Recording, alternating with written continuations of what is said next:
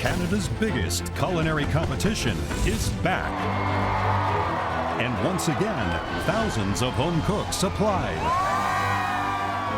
They came out to auditions held across the country to present a dish showcasing their skill and hopefully win the opportunity to cook for the MasterChef Canada judges.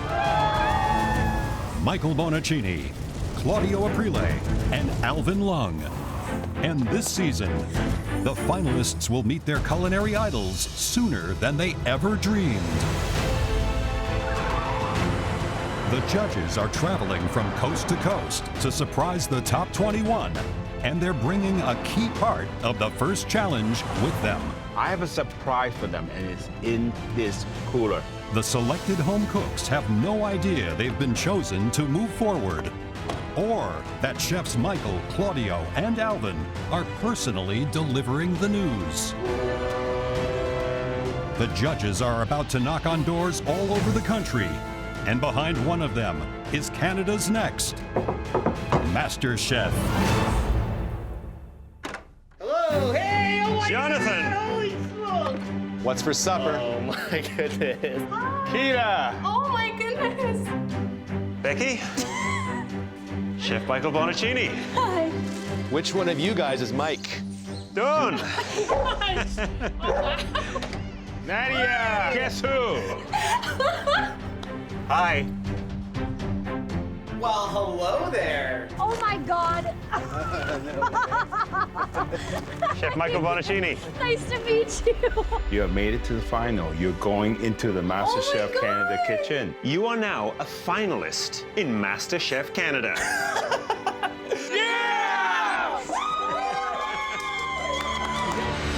Yes, boys, yes, yes. I just scared my cat. Amazing. You are a finalist for season 5 of MasterChef Canada.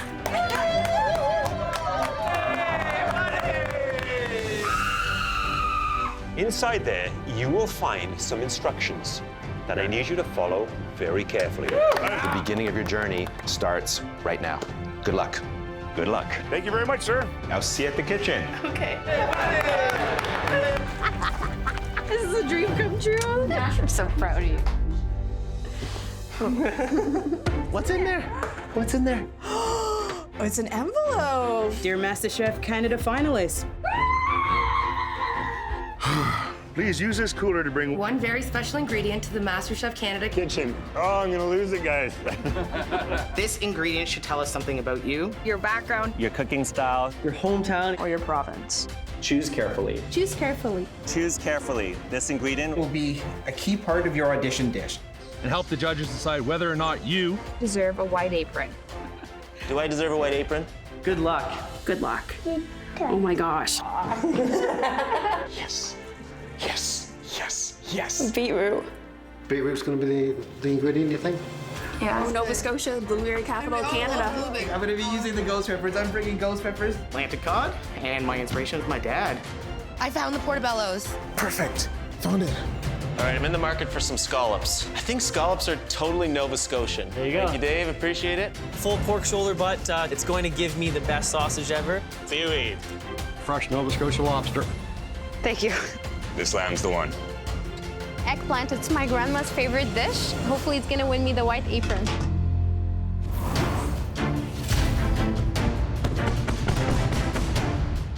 It's audition day, and the top 21 home cooks have each brought their signature ingredient to the MasterChef Canada kitchen in Toronto.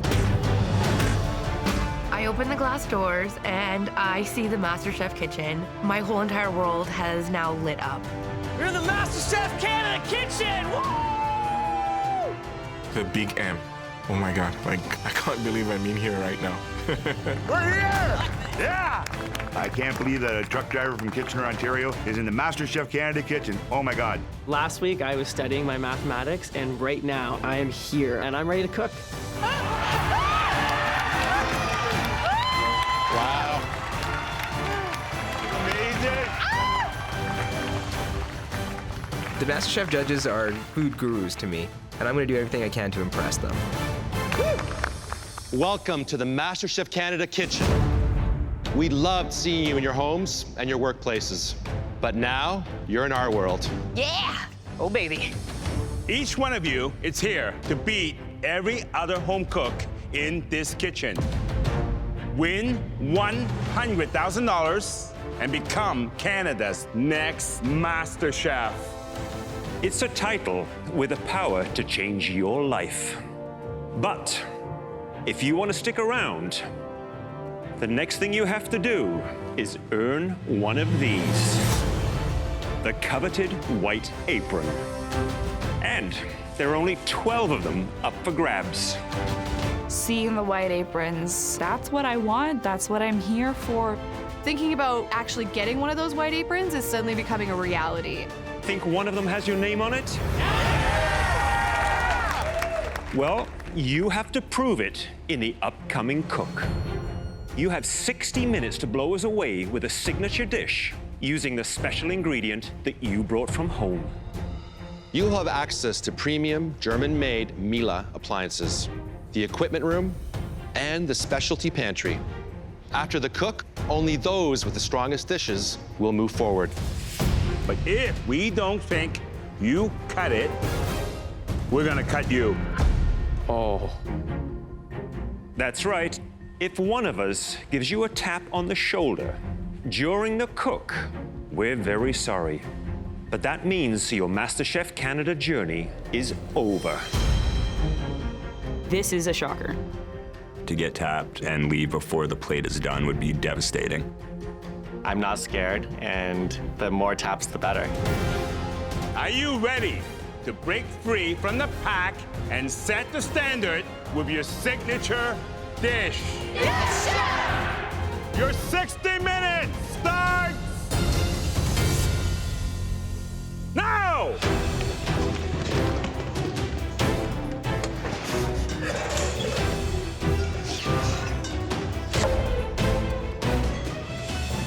My ingredient is portobello mushrooms. They're round, they're brown, they remind me of myself, so I love to use them. My star ingredient today is filet mignon because it's the king of meats, and I'm gonna make it taste as delicious as possible. I am getting that white apron. You better believe it. We have everything happening in this kitchen right now. It is a mosaic of ingredients. I'm from Nova Scotia. Blueberries are huge there. I'd like to make them the star. My signature ingredient is Atlantic cod, and I'm using it today to make beer-battered fish and chips. I'm getting the apron today, absolutely.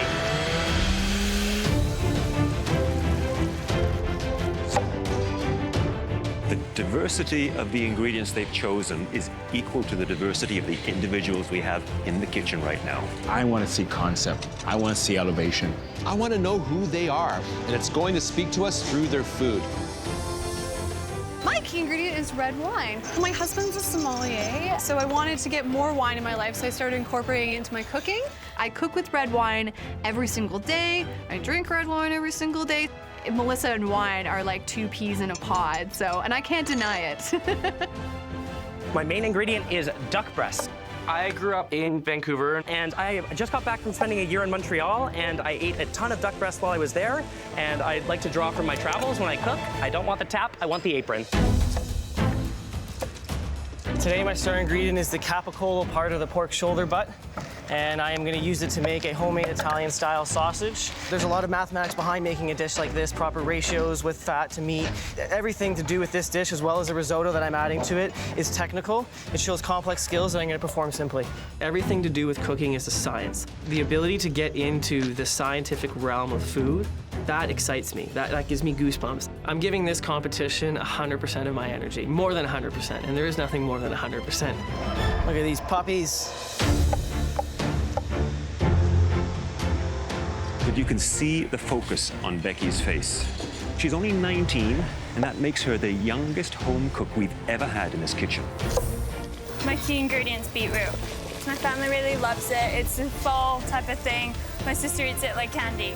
I'm not your typical 19-year-old cook. People totally underestimate me. I'm not stuck in my ways at all. Like, I don't really have ways yet because I'm only 19.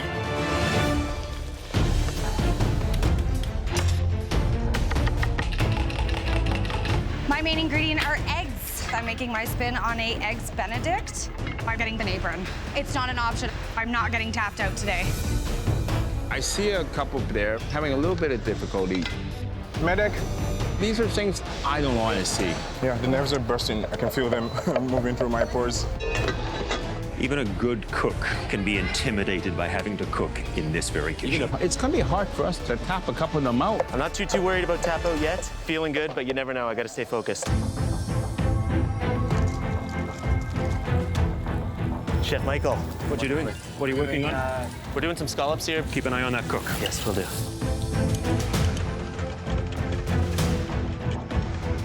I'm doing stuffed eggplants, baba ganoush, and charcoal beef shawarma. I feel very honored to be here representing Muslim women. I think people assume a lot of stuff about me by the way I look. In MasterChef Canada, what matters most is how you cook your food, the way it tastes. My hijab doesn't matter in the kitchen. I'm not getting tapped out. My dish is special, and I'm sure the judges are gonna see that. 30 minutes. You have 30 minutes left. Beautiful. Chef Claudio. Michael, I smell lamb, is that correct? Yes, I'm going with a Moroccan flair to it. Moroccan flair? I'm making a homemade dukkha. This is going to be like a North African risotto. Is this what you cook in the fire hall? I try to. That smells I appreciate incredible that. already. Thank you very much, Chef. Jonathan!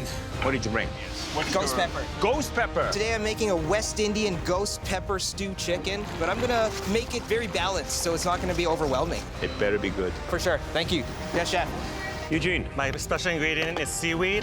I'm making seaweed in 3 states, gas, liquid, and solid. There's a lot of fine attention to measurements. Sounds very sophisticated. Thank you. Time.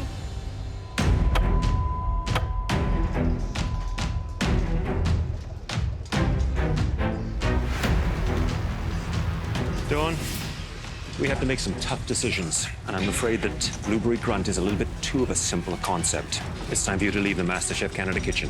Thank you. I look to my left and I see that Dawn gets tapped out by Chef Michael.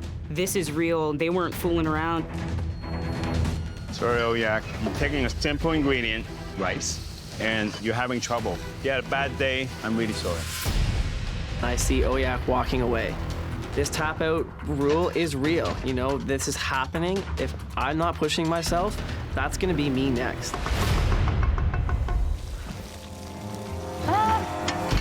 Sienna. Hi. What's in here? I'm making my lobster stock for my lobster bisque. Pressure cooker. Yep. You're cooking blind, you know. I know. Well, you know that's gonna work. I'm just hoping and praying. Hoping and praying. All right, well. Good luck.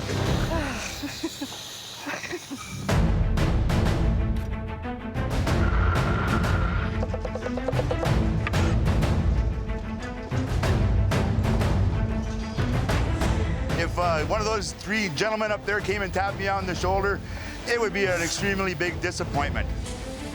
Peter, what are you working on? I'm working on beef Wellington. How do you plan to elevate a good old classic dish like beef Wellington? Instead of the mushroom, I used chestnuts. And the cook on the Wellington is going to be what? Medium rare. You'd better nail it. Thank you very much, sir. Good luck. I quit drinking and smoking a couple years ago, and I have all this time in my hands, and cooking just seems to make it all that much easier. 5 minutes! You have 5 more minutes left! Keep them moving. You can feel the tension. You can feel the pressure mounting on them. Oh, here come the shakies. Everybody's cooking for their life.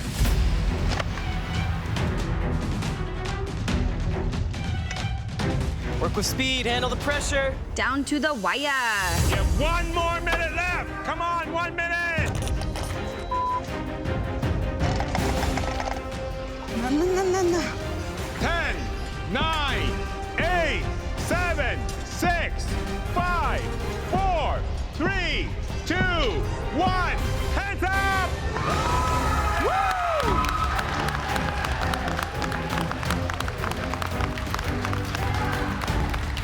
I feel like I've achieved a small step in the right direction to then get me to that point where I'm up there with the white apron. I think it's beautiful, I think it's earthy, and I think they'll be able to taste all of the portobello through my entire dish. It's unique and it's got some heat and lots of flavors. Feeling like this is a $100,000 dish. Nice job, everyone. And under a lot of pressure. Now we need to taste your dishes and make some life-changing decisions. It's a pretty amazing feeling to see these cooking icons coming up to my station to try my food. Michael, can you tell us what your signature ingredient was? My signature ingredient was rack of lamb.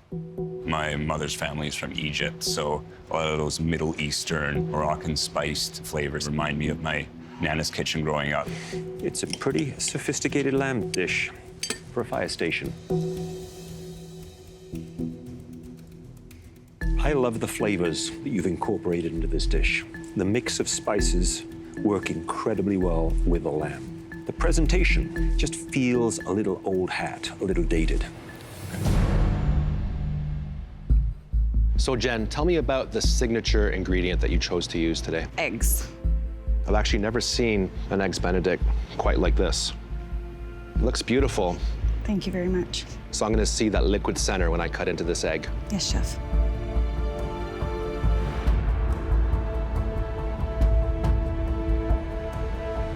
Oh yeah. You nailed it. Thank you, That's chef. incredible. Hope it tastes as good as it looks.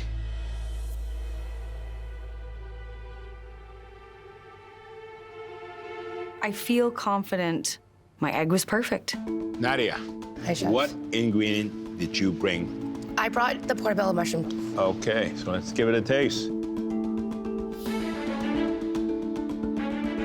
You know, I love the texture combination. It's well balanced. The only problem is I'm not getting a lot of portobello. That's a shame. Claudia, My signature dish is Peruvian ceviche. and ceviche is probably my favorite food. How many times have you eaten ceviche? Million times, chef. Is it ever raw like that in the middle? No, chef.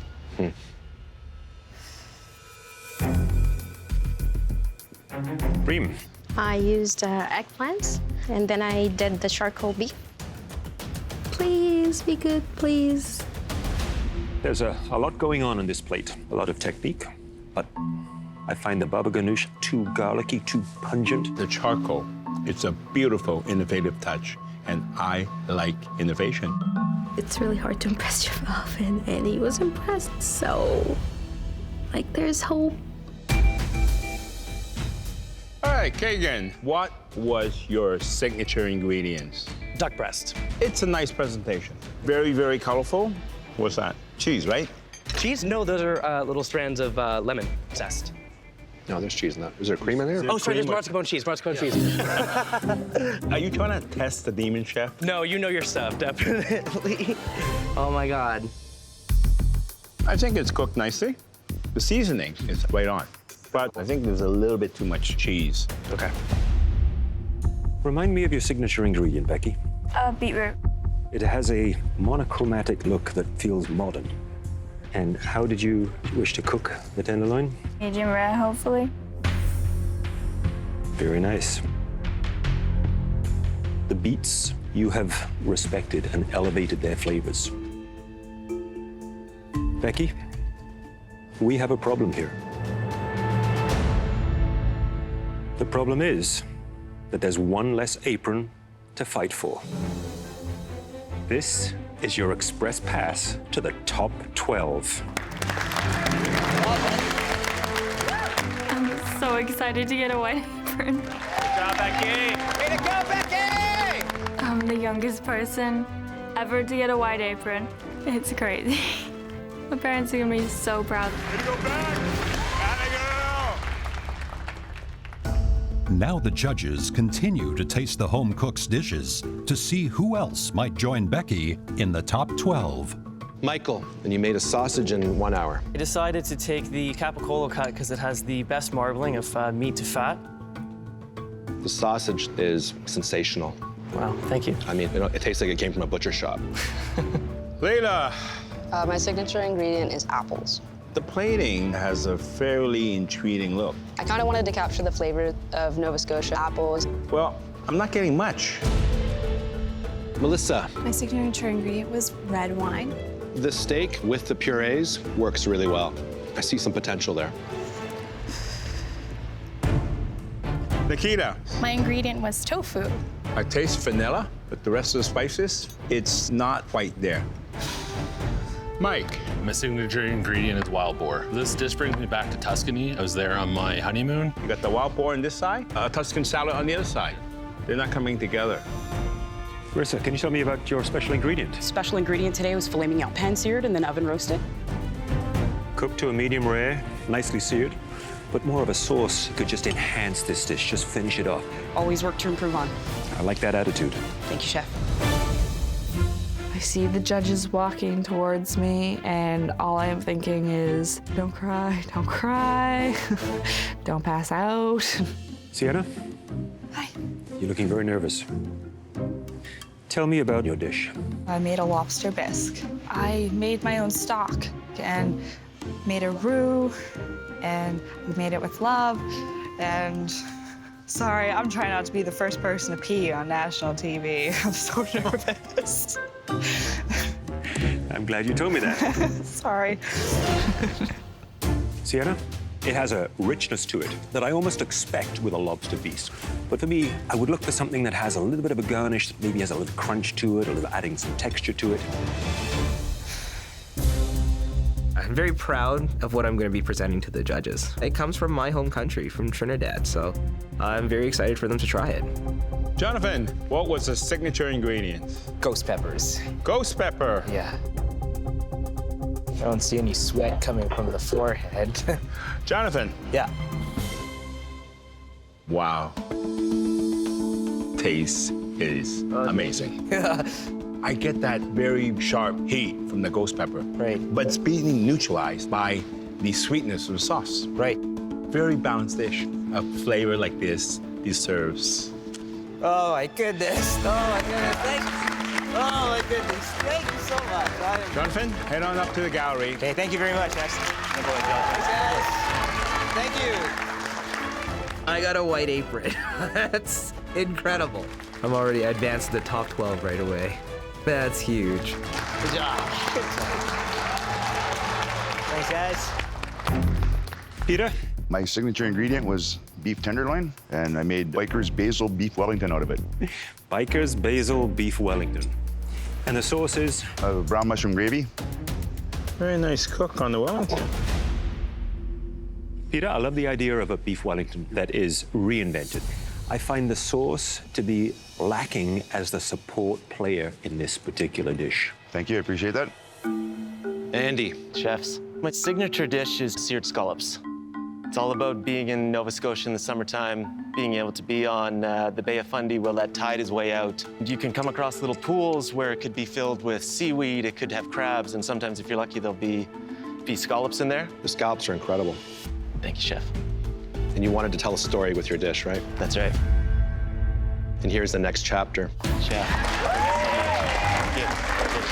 I can't believe it. Final 12.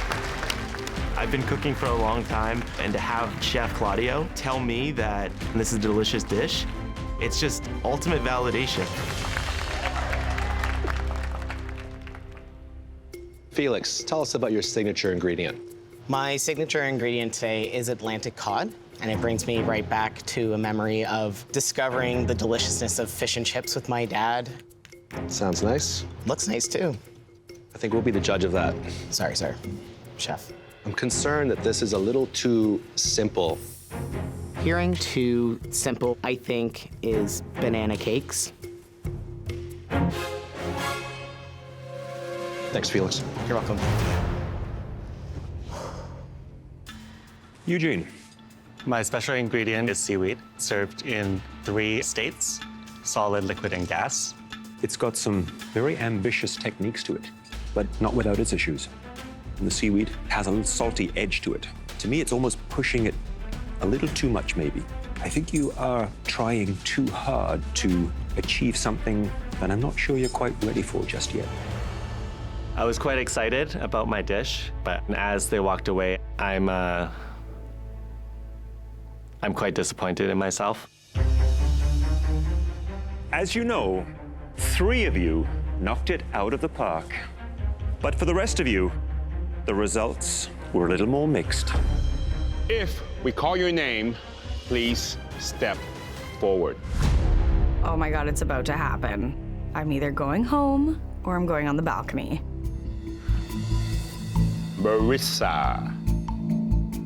I'm still feeling really good about my dish. I knew that I had things to work on, but I'm confident that they'll give me the opportunity to show them a bit more. Jen. Kagan. Rim. Michael Griffiths. Michael Varga. Best case scenario, I'm going upstairs. Nadia. I'm nervous. I just want to know, like, what is going on. And Melissa. God, this is so nerve-wracking. Those of you in the front row, we've seen all that we need to see. And it's enough to convince us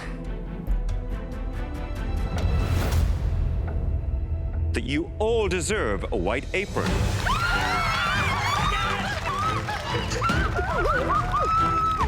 I got a white apron. I made it to the top 12. Woo! White apron on me! Please come get your aprons and head on up to the gallery. Thank you, Chef. Thank you. I'm in the top 12. I'm in the top 12. I'm in the top 12. We're going up the stairs!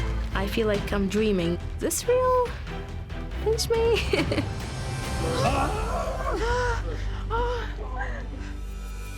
As for the rest of you, your signature dishes were not the best.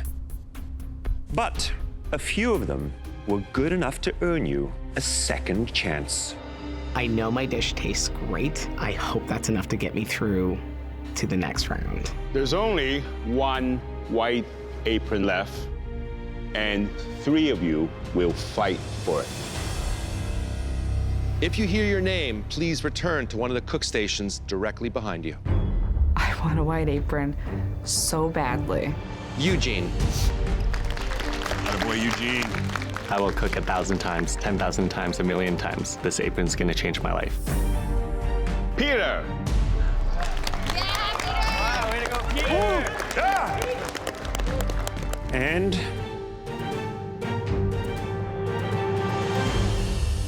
Felix. Yes! Yes!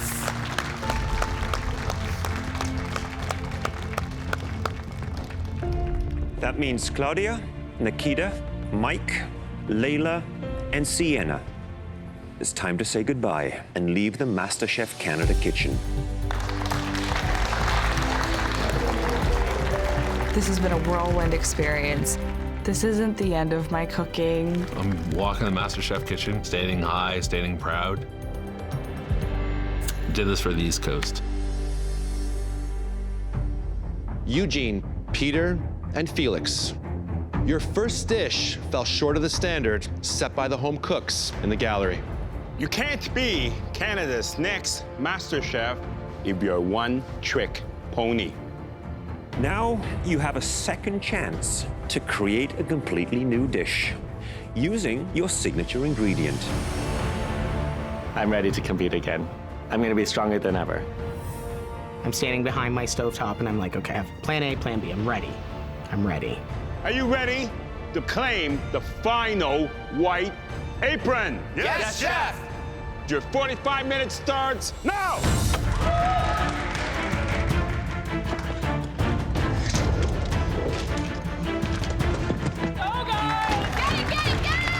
So this really is a test of their creativity, thinking on their feet, and they get buy-in for one apron.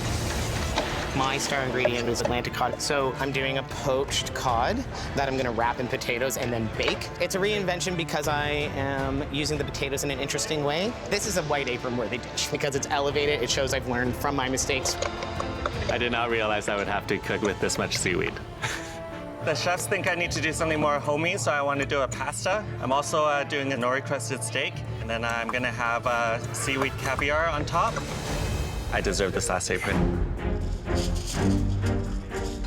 My signature ingredient is beef tenderloin. I'm going to make a surf and turf this time, so I'm going to make some scallops today. So Peter did an old school classic, a beef Wellington, which he tried to elevate and make interesting by using a chestnut puree, and I think he pulled it off reasonably well. It was the sauce that he'd served with it that really dragged it down. My sauce was a little off-putting to them, so with this dish, I'm going to go in a totally different direction and make a cream mushroom sauce. Yeah, this is how bikers peel garlic. I drive a truck in Southern Ontario. You know, I'm ready to change things up a little bit. Some people want to, retire and go golfing every day. I want to retire and get a food truck. I love driving, so I can't wait to drive my food truck from place to place and feed people. It's going to be the best of both worlds.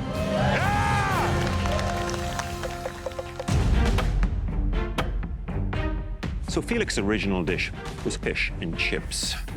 The fish was cooked nicely, but I really want to see a reinvented use of that beautiful East Coast cod.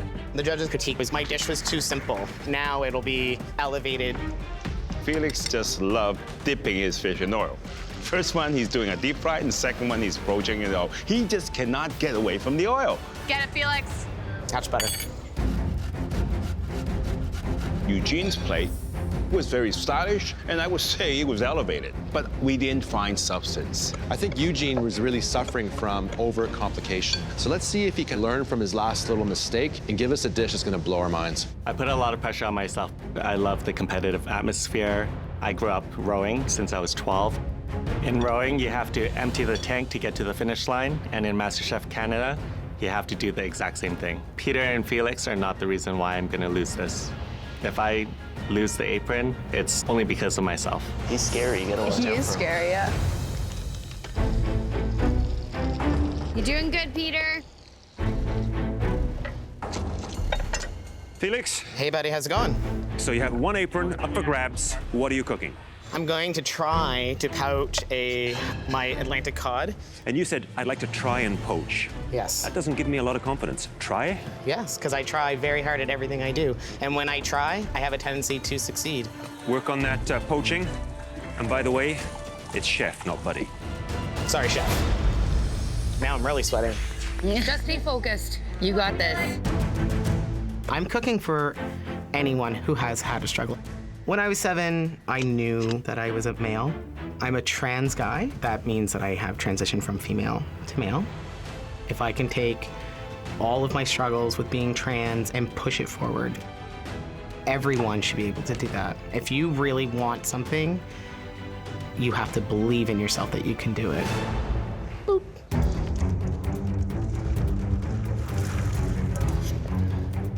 I think Eugene's gnocchi has failed. The gnocchi is just falling apart as I drop it into the water. Hey, calm down. My brain's just running all these ideas through my head, and the only thing I can think of is to incorporate more flour. I think he's redoing it again. He's adding more flour to it, You're absolutely which is right. actually not always a good thing. If you add too much flour, it's going to taste like dodgy really flour. raw cake, which is not a good thing. I have to get this apron right now.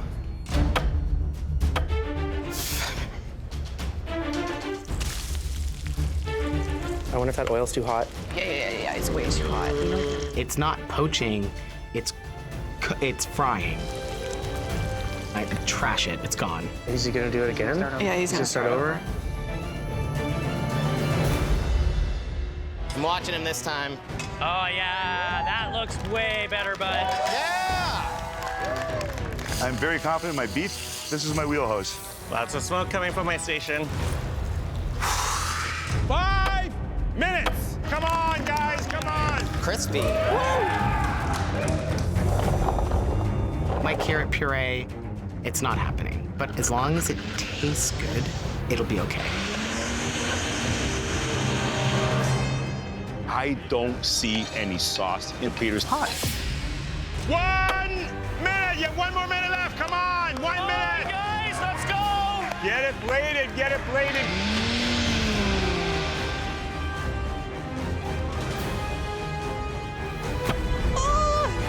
Five, 4, 3, 2, 1.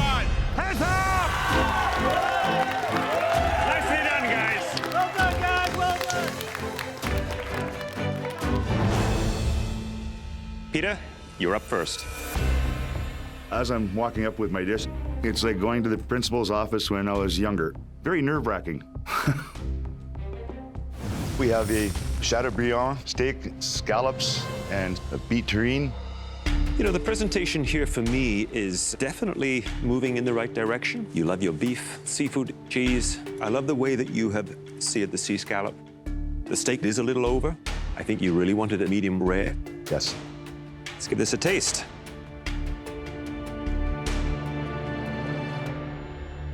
The steak was seasoned really well. A good caramelization to the outside of that steak. I think the sauce that I'm looking for, I don't quite see it.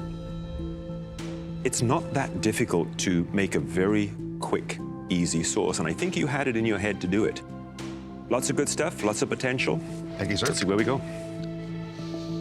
I still have faith in my dish.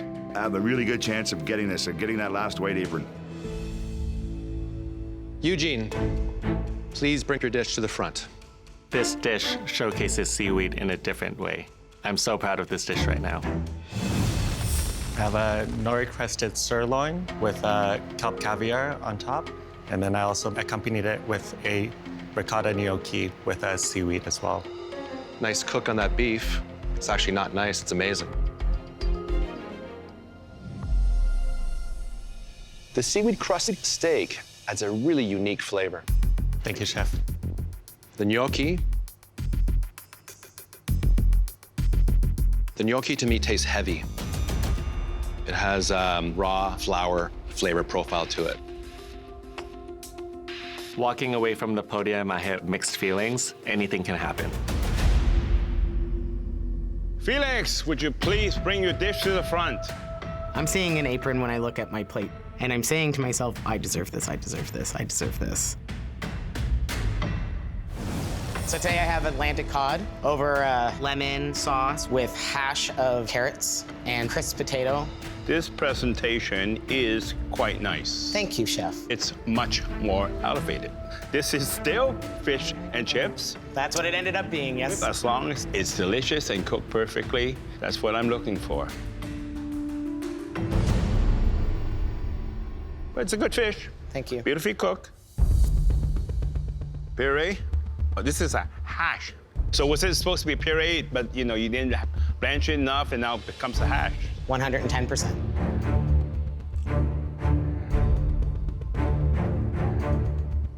Unfortunately, this one hasn't quite gone in your favor. It tastes a little bit raw. I'm not getting the carrots. Not the best.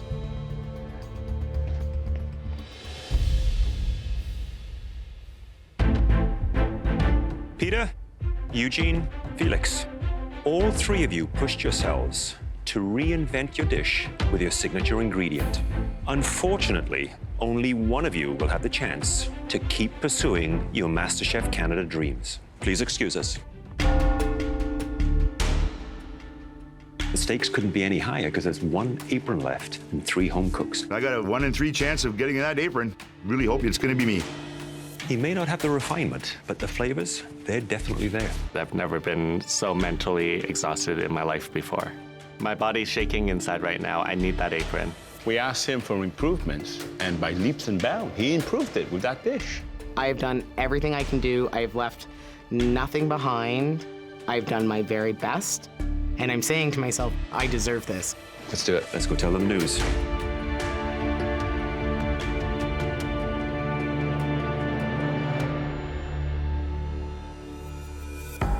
The final white apron will go to the home cook who demonstrated the most talent, versatility, and potential. And that home cook is...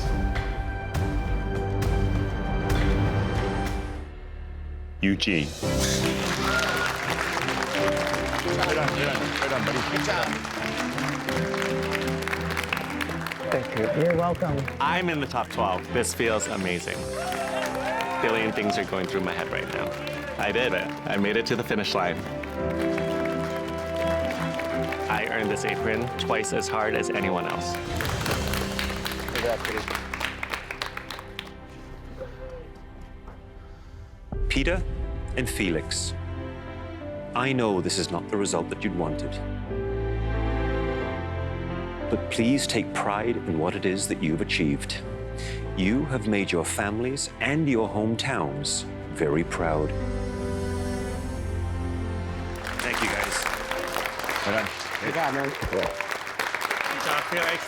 Good job, Peter. It's hard not to feel disappointed, but I'm really proud of what I did here. This has been an incredible journey.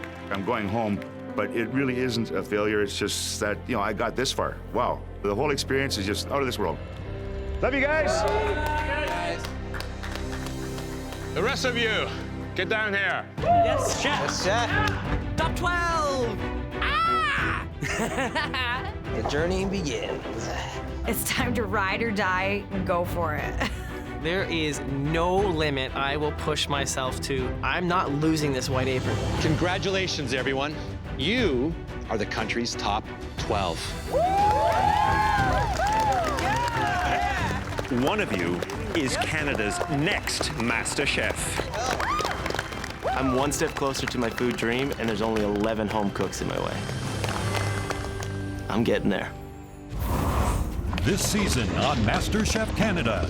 Get ready for the fight of your lives. The best home cooks in the country rev up their engines. Welcome the cast of Kona Gas. Oh my God! For a series of amazing challenges. I love the inspiration of the group of 7 and all of this. Cheers. Dog lovers, are you ready for donuts? Now! Come see Team Red! They will be pushed harder than ever before. Get it on the pan right now. Go, go. Hello, service. Are you just giving up on me? In an epic quest for the ultimate prize. This season's winner will be following in the footsteps of 4 very accomplished champions. I'm focused, I'm determined, and I'm gonna win this thing. I'm ready for anything. There's very little that can stop me. When I'm in the kitchen, I'm in my element. I can do this. I am so ready. I'm so ready.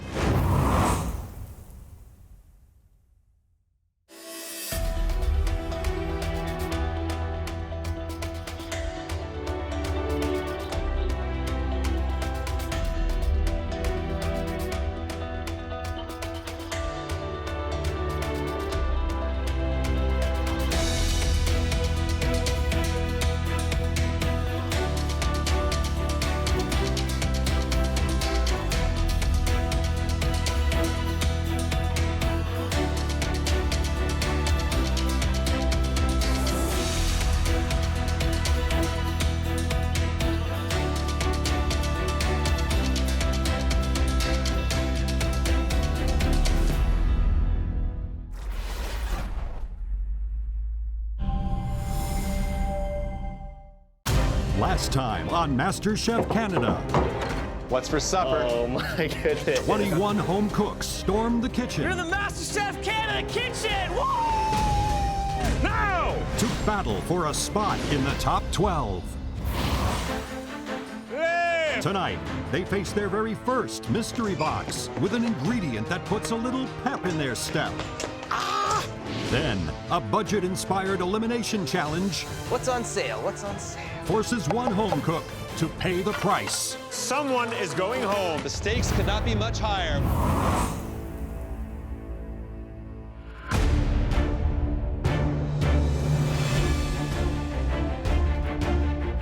Walking into that kitchen as a top 12 finalist, this is where it begins. The MasterChef Canada kitchen feels like home because I got a white apron, and that tells me that I belong here. I've given up a lot to be here. I was walking into a PhD program, and not a lot of people get that opportunity. But I don't want to have regrets. I can become the next MasterChef Canada champion. Welcome back to the MasterChef Canada kitchen. You beat out thousands of home cooks to be here, to be the top 12. And if you want to stay, all you have to do is this: cook better than you've ever cooked before. Andy, why do you think you have what it takes? I've been fortunate enough to be able to travel quite a bit, so I've experienced a lot of different flavors, and I'm excited to bring that to the kitchen. Becky, do you want to change your life? Yeah, How? by not being in construction anymore. You think you have what it takes to do that? Yeah. Reem, who are you going to be thinking about today when you're cooking? My baby, and my husband, my family. Is it hard for you to be away from your baby? It's very hard, but I have them in my heart, so that's what's pushing me to do this. Are you ready to find out what's under your first mystery box? Yes, Chef! On a count of 3, lift those boxes. 1, 2, 3, lift! Oh my God. Oh my God. I've never cooked with coffee before. All right. With a small infant daughter, I have a very intimate relationship with coffee. My mind is racing to figure out, what am I gonna do? For this first mystery box, you're gonna have to think outside the mug. I want you to look under that hill of beans to find out how you have to prepare your dish. Oh my God.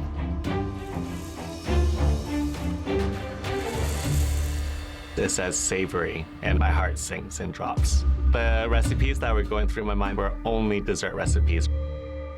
I'm so happy I don't see the word savory. Personally, I wouldn't want coffee in savory food. As you can see, half of you will be going sweet, while the rest of you will be going savory. Melissa, will you be preparing a sweet or a savory coffee dish? I will be preparing a sweet dish. How do you feel about that? I'm more of a savory girl, so this is going to be a challenge for me. Kagan, did you get what you wanted today? I did indeed. I got savory and I got coffee. Could use a little more coffee. So you're feeling confident? I'm feeling very confident, Chef. I have a feeling confidence isn't an issue with you. I have a feeling that you're right, Chef. The home cook with the best dish will get a huge advantage in the upcoming Elimination Challenge. Cooks, you have 60 minutes to pour yourself into this mystery box challenge. Now, everything you need to succeed is in this kitchen. The rest is up to you. Are you ready to impress us? Yes, The time starts now.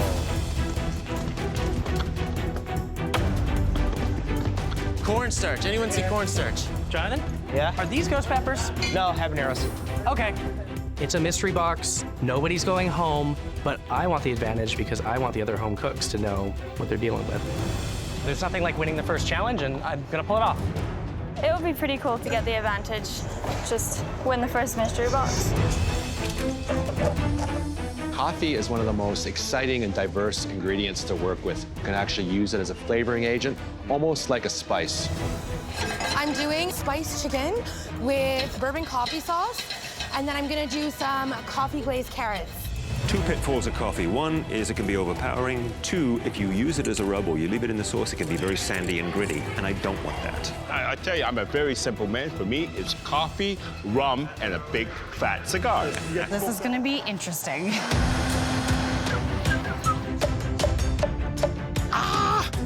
Nothing like starting your first ever mystery box with baking when you're not a baker. I am making a espresso shortbread cookie with a coffee curd, trying to harness my Newfie family here, big bakers on that side of the family. Being the last East Coaster carries a lot of pressure. We have great cuisine, and I want to kind of take this as far as I can for our part of the country. Trying to harness the Newfs right now. I'm making a flan, but with a coffee syrup on top. Trinidad, we don't really use coffee in our food. And I usually don't make desserts, so this will also be very interesting. My food dream is to own a food truck, to be able to serve West Indian food across Canada. All right. Oh, this is all my family right here. I'm making a coffee chili ice cream with salted coffee caramel. My wife and I enjoy our coffees together in bed in the morning, and my kids love ice cream, so it was a perfect marriage to me. It's all for them. Reem, is coffee an ingredient that is typically used in Egyptian cooking? Yes, it is, but not in cooking and savory. What are you making? I'm making stuffed potatoes with coffee-infused bechamel, and I'm making a kofta with coffee marination. Good luck. Keep focused. Thank you, Chef. Thank you. I want to have my own restaurant. It's going to be a combination between the Egyptian and the Canadian cuisine. I hope that they see creativity and heart. The judges told me that I'm confident. I want to show them that there's some truth to that. I'm making a coffee-crusted steak with smoked artichokes and a creamy coffee celeriac puree. This is my first chance to make a huge impression with the judges, and the only way I can do that is if they're tasting my food. Hi there, Jen. Hi, Chef Michael. How are you? So what are you working on? I'm doing a candy coffee bacon that's going to be wrapped around a nice seared beef tenderloin. Was getting savory for you a blessing, or Yes. was it a curse? It was very much a blessing. I'm not a huge baker, but I'm here to learn. Well, I wish you the best of luck. Thank you very much. Remain focused and look Will forward do. to tasting. Cooking is right up there with my husband and daughter. It's everything to me. It's a freedom. Herbs. I am making a cardamom and coffee infused creme brulee and a coffee bacon chip. I don't drink coffee at all, but you know what? I came here to challenge myself, and this is it. Michael G., so you got savory. I did. So what are you working on? Tell me. I'm making a smoked coffee vinaigrette, and I have a coffee encrusted steak pairing up with a smoked cream. Any concerns that you might have too much coffee overpowering your dish? I'm just trying to show coffee in a variety of ways and elevate this. Taste as you go. Hope it all comes together, and good luck. Cheers, thank you. The judges are for sure going to notice me today. They're going to be watching me work in this kitchen like I'm a chef. 30 minutes! You have 30 minutes left. 30 minutes for your coffee dish. The kitchen is teeming with energy, very intense. Let's get all of this stuff in there. Michael B is making ice cream. There's less than 30 minutes. Risky move, but we'll see. Miracles do happen in this kitchen. Shoot. Michael G has a few problems. Not looking good. I need to get this thicker. My puree is thin, and I'm running out of time. It's not thickening up. The flavors aren't there. I have to do something to fix this puree. I decide I need a thickener. I add a little parm, a little bit of goat cheese. Then I realize coffee is what this challenge is about. So I just made a little cheesecloth pot of some fresh coffee beans, and I'm just gonna let it kind of sit inside my puree just to infuse some of its flavors. Hi there, Becky. So you got sweet. So what are you cooking? I'm gonna do a dark chocolate and coffee eclair. And you're gonna be making a choux pastry? Yeah, That's a tricky one to make. Yeah, I didn't use a recipe, so it might not work. You didn't use a recipe? I know what it looks like, so hopefully it will work. Fingers crossed it all goes smoothly. Keep an eye on the clock. I make choux pastry quite a lot at home. I mean, I find it pretty easy, but some people have a really hard time. I know what I'm doing, I'm not stressed, so.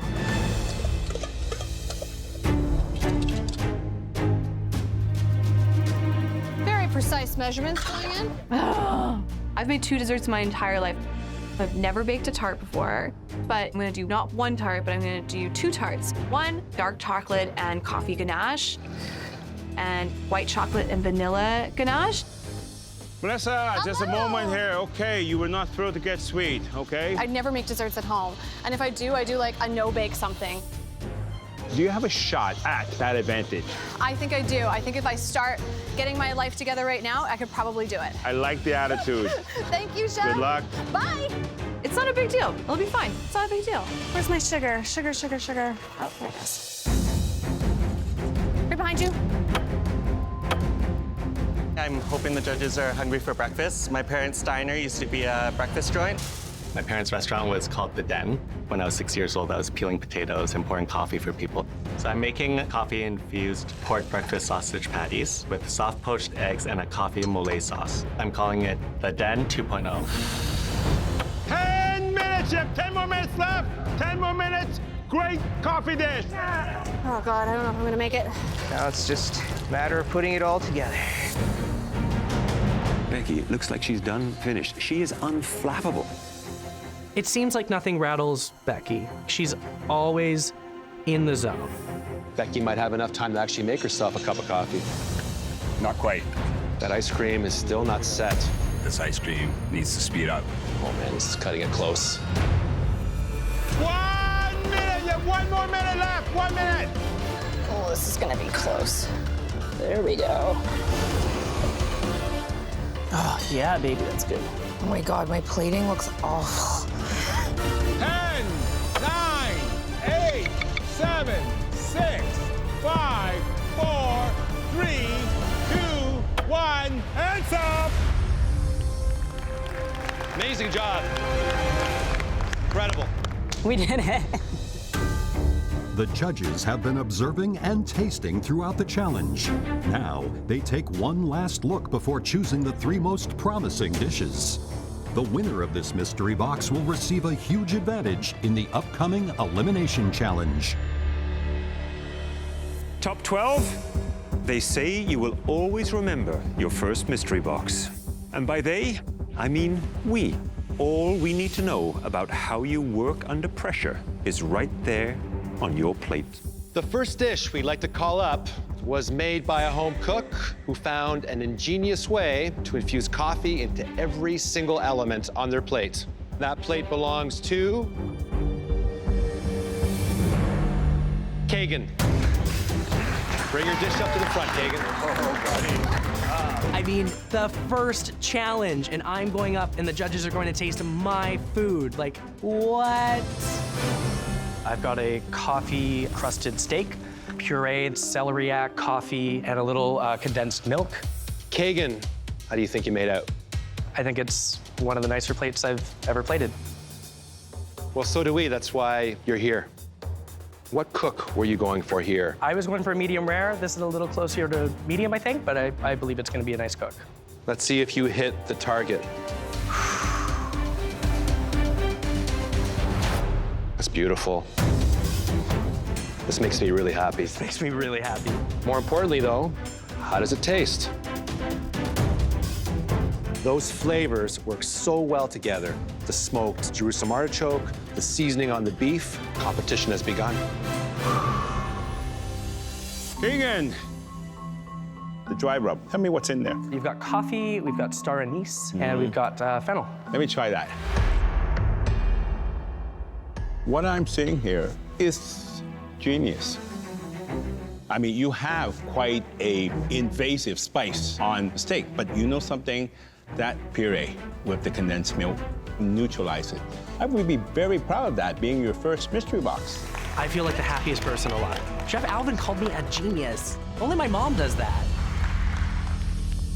The next home cook that we'd like to call up took an ambitious suite that required a lot of skill, and we can't wait to see if it paid off. Becky. Don't really get excited about things, but I'm shaking on the inside. It's coffee and dark chocolate eclairs. The recipe you used was right off the top of your head. Yeah. For a classic choux pastry, something that pastry chefs work relentlessly at to perfect for years. Yeah, I just did it by eye. That's pretty impressive, I would say. Let's take one of these, open it up, and see how it looks from the inside. Look at that. Pretty full in there. The pastry cream is incredibly soft. And you have a good balance of coffee in there, and that dark, bitter chocolate works really, really well with it. I think you could have cooked the choux pastry buns a little longer, yeah, but it is very good. Which is why I had to have a second bite. Let's taste. Watch out behind you. Incredible. The coffee flavor just pops. The pastry cream is beautiful, smooth, and velvety. It really is incredible. Thank you.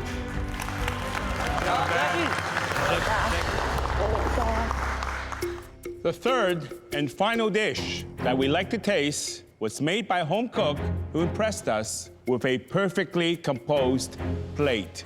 That dish was made by Michael G. I can't believe that I'm walking up. I'm goosebumps, my heart is racing. I'm actually on the verge of crying. Today I've made for you a coffee-encrusted spiced sirloin steak with a yam puree. We're fellow mathematicians. I must say, this equates to a very, very nice looking plate. Thank you very much.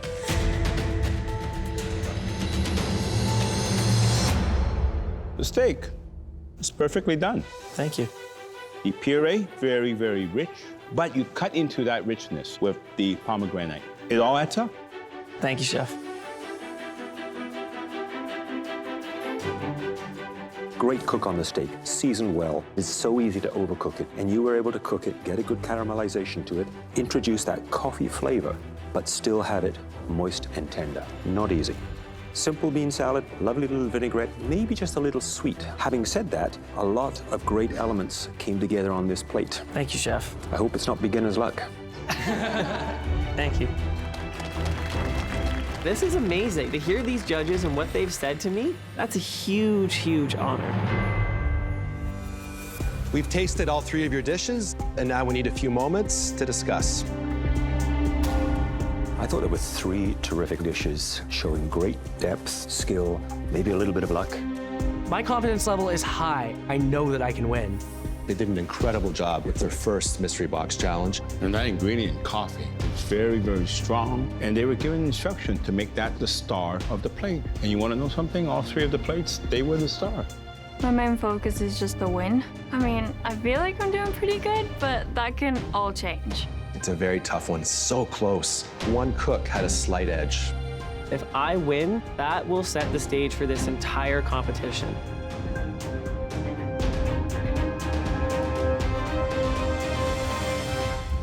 All 3 of you impressed us with your unique take on coffee.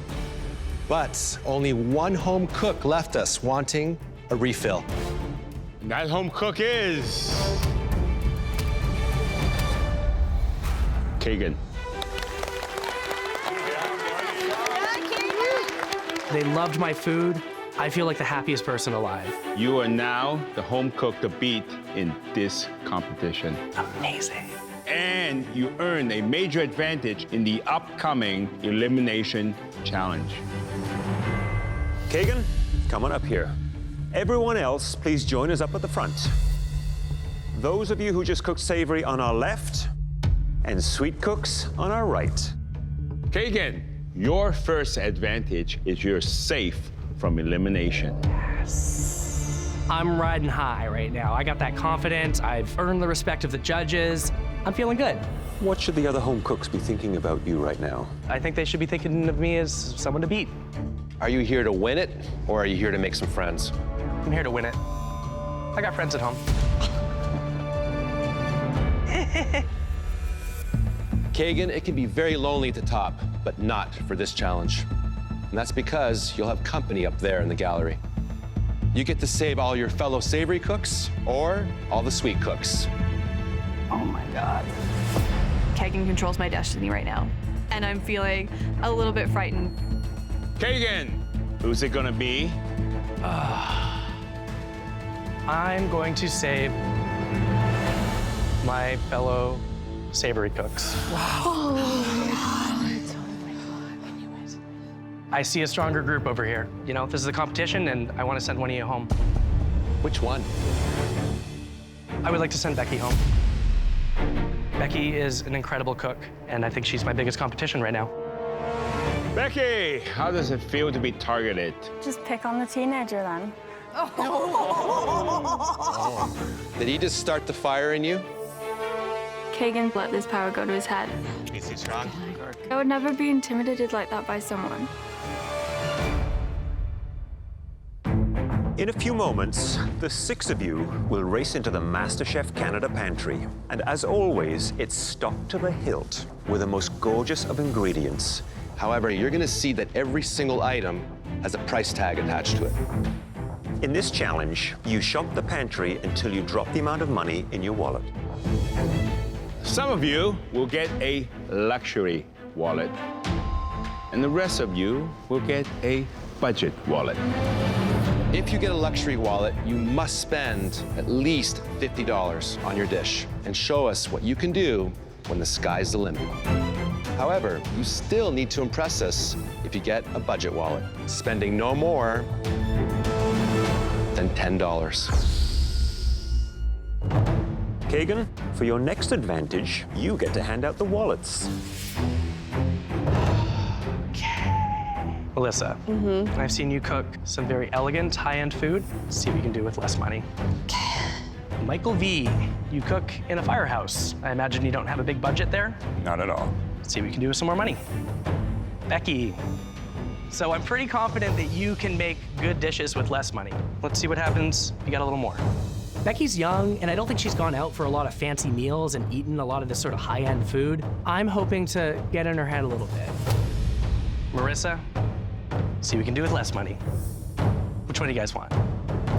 Less money. Andy, you want the budget wallet? I'm not giving you that.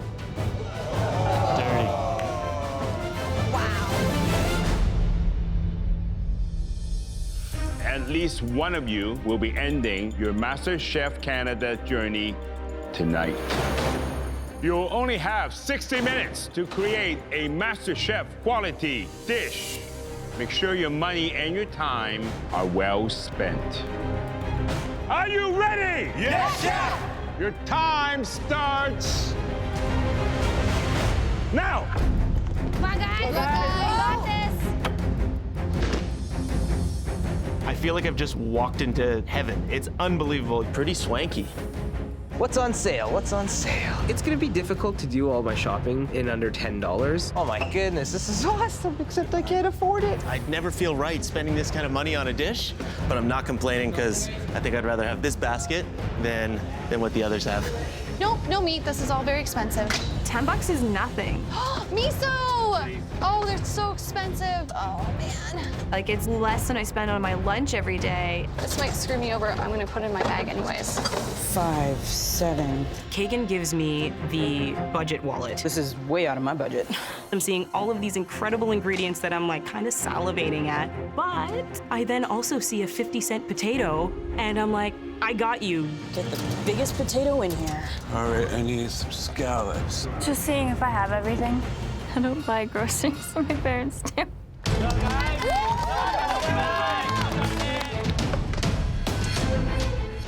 I think it is the art and the responsibility of a chef to take really great quality, fresh ingredients, regardless of their cost, and elevate them, make them the best they can possibly be. I want to show the judges that you can get a delicious meal out of something really, really simple. You definitely have a lot more choices if you don't have a budget. You can afford to buy anything you want. But I think for me, given that budget is not just to go overboard. Keep it balanced. I'm used to a small budget, so I'm excited to see what I can do with it. I think this challenge is very revealing. It's going to show us who they are as cooks, how they can handle the pressure, whether they're resourceful or not. Where are you, pasta maker? I'm okay with the budget wallet. The budget wallet doesn't scare me. I've grown up with a single mom, so shopping on a budget is normal to me. My mom brought me to Canada when I was about 3 years old. And when we were growing up, we were pretty economic when it came to shopping. A lot of vegetables, that's for sure. I'm gonna be making some seared cod, because I couldn't afford halibut. I'm gonna use all parts of the fish, try to get a stock, and I'm gonna be making a corn succotash with it as well. I wanna have a nice sauce, because usually that's what you do when you're balling on a budget. I am making an Indian chicken curry today with some potatoes and some basmati rice. Kagan made the mistake because he's underestimating me. He thinks that I might get trumped up with that little budget, but little does he know I'm used to this stuff. I was an Army reservist. My trade was infantry, so I know how to be disciplined. I know how to be in tough situations and work hard under pressure. I want to show him that this girl can cook, so he better watch out. I want to get around a little bit. For me to win this competition, the strong cooks have to go home. The game is on. Dun, dun, dun. I'm gonna make some lobster. This is a ode to the East Coast. We got a parsnip puree going here, get some black garlic as well as some black truffle oil. Add a little bit of luxuriousness there. The reason why I didn't want the luxury wallet is I think there's gonna be a lot more pressure from the judges to really impress because you're using the best ingredients in the world. Oh, that tastes nice. Michael, so you too got the high-end budget to work with. I did get the high-end budget to work with. So I'm doing a paella with prawns and scallops and a little bit of crab meat. And I made charred pepper chimichurri underneath to kind of cut through the richness of it to give it a bit of acid. What would the rest of the guys back at the fire hole think of a dish like this? I think they're going to request it as soon as I get back. And hope it's good enough to keep you in the competition. Me too. Thank you, Chef. Good luck, Michael. There's a saying in the fire department, when we go out to buy stuff for lunch, people say, oh, let's just see what's on sale. So to shop with no budget, beautiful. Yeah. 30 minutes! You have 30 minutes left! Becky, the high roller wallet. So let me ask you, what exactly are you making? I see a lot of onion. Yeah, I'm making steak and onions. I'm gonna do sweet onion puree, caramelized onion puree, and caramelized onions. I'm surprised that you would do something so simple. Well, I can elevate it. You can? Yeah. Kagan obviously wants you out, right? Why do you think he wants you out? I've got picked for the mystery box, and the first person to get an apron. He didn't do that. Oh! I want you to give this everything you've got. You don't want to go back into construction, do you? No.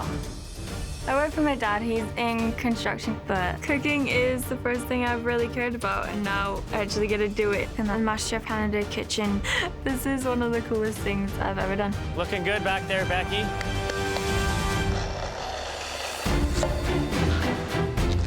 Today I am making a warm Asian salad with some noodles. I know it's a little bit simple, but I tend to overthink things, so I want to kind of pare down. Melissa, Chef Alvin, how are you doing? I'm good, how are you? I'm always good. So Kagan gave you the budget wallet. So where did you spend that $10? My most expensive item was my miso, so I'm trying to get that Miso? into everything. How much was the miso? Miso is $5. $5? You spent half the budget on miso. Yeah. Are you making a sauce or are you making a soup? I'm actually making a dressing, and I'm making a glaze for the bok choy. This better be the best miso dressing I've ever tasted. Okay. All right. Thank Good you, luck. Chef. I'm really looking forward to showcasing exactly what I can do with a few humble vegetables. What worries me the most is overdoing this lobster. It can get really chewy if you overdo it, so you got to make sure that you have it bang on. Jonathan, he is milking every single penny from that $10. Tasting pretty good. Melissa also got the budget wallet, and she spent half her money on miso. I don't think she is used to cooking with low budget. Becky was given the luxury wallet, and she is making steak and onions. That sounds a little straightforward, in my opinion. This is an elimination challenge, remember? 15 minutes! You have 15 minutes left! Come on, guys! Becky is just doing her steak with 15 minutes left. She has to sear it, she has to cook it, and she has to rest it. It's gotten close. I feel like Becky is a little more rattled than she's letting on. Getting to the end and I still don't have a sauce. I have a little bit of cream left over that has black garlic and truffle oil in it. So I'm like, this could actually be a really delicious sauce. I'm looking forward to showing the judges what I can do with a little bit of money. The biggest thing that I've overcome to be here is the loss of my brother. He passed away a few years ago. It just reminds me how short life is and how you just have to take every single opportunity that you can. 5 minutes! 5 minutes left! As soon as I take this steak out of the pan, I know that it's overcooked. This is the worst thing that could happen to me right now. 2 minutes! You have 2 more minutes left! I'm just getting these scallops on. 40 seconds aside. I can't screw up these scallops. Super important that I sear it hard, flip it over, another quick sear, and then get it off the heat right away. Beautiful. I'm focused on that plating. I'm making a pretty home-style dish, so gotta find a way to make it look pretty. Just want to make sure I get the plating done in time. It's not going to look like a $10 dish. I don't think there's any dish that I make that looks like a $10 dish. Becky's has nothing on it. It doesn't look like $50.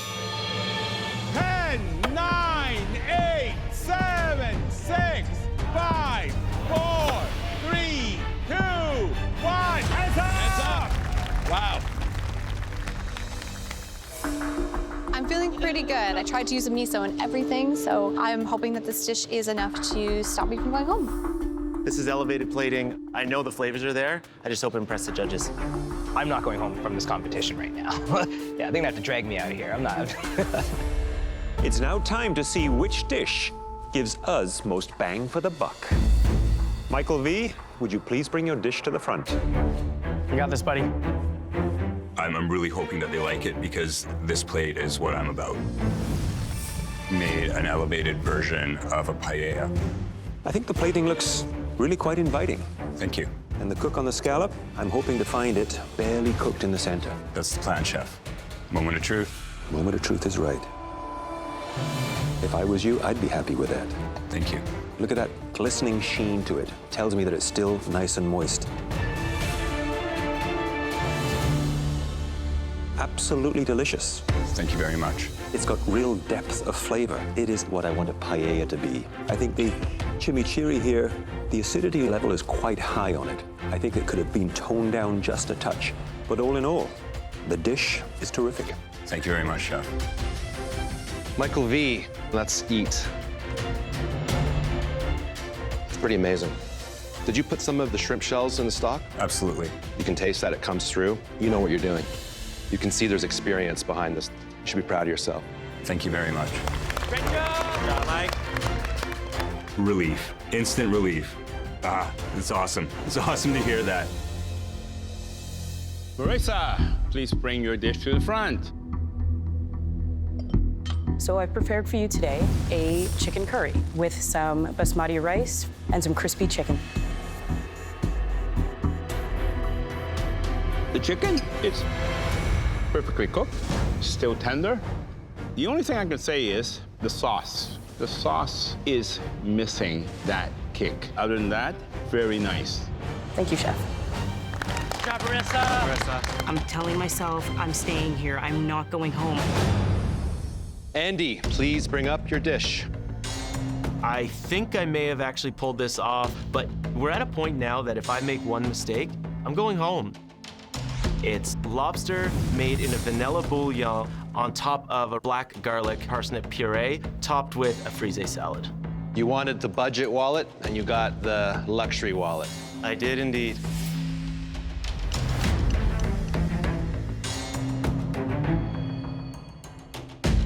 The lobster is perfection. Thank you. However, taste that.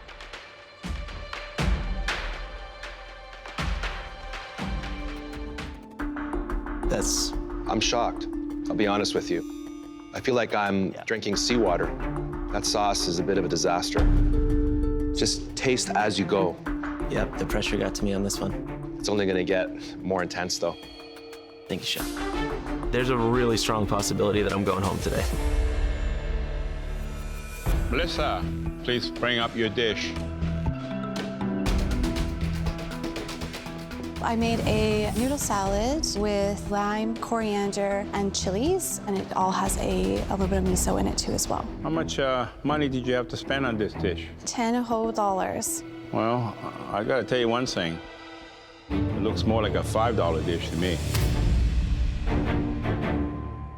But you know what I always say? Taste is king.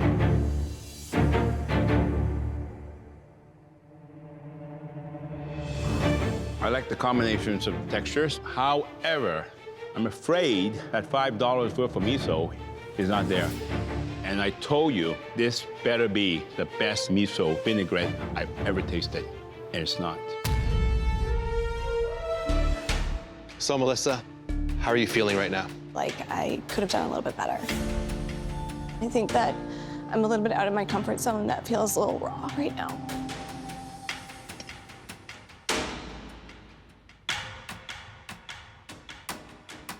I see panic. And panic just washed over you with the salad here. However, not all is lost. I see a tremendous amount of ambition with the noodles, that you made noodles in 60 minutes. That's pretty incredible. This is a very rare opportunity that you have. You know that. Yes, Chef. Don't waste it.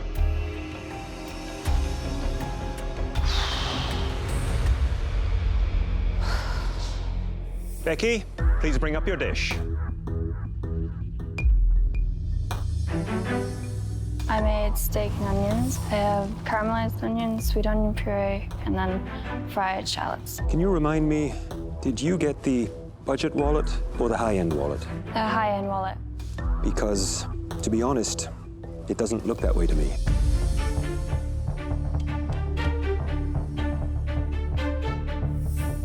The onion purees are quite good. I like the sweetness of them. I think the steak, that's on the medium well side. You were hoping for? Medium rare.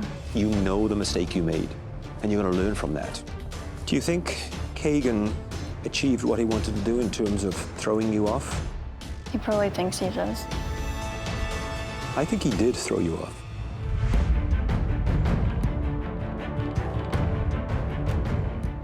I like the concept, utilizing something like an onion and expanding on it, being innovative.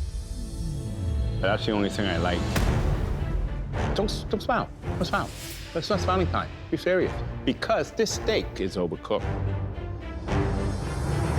As I walk away, I can feel how important this is, and I just don't want to go home. All right, Jonathan, please bring up your dish. There's some major critiques coming up for the other dishes, so I'm a little nervous going up there. Hi.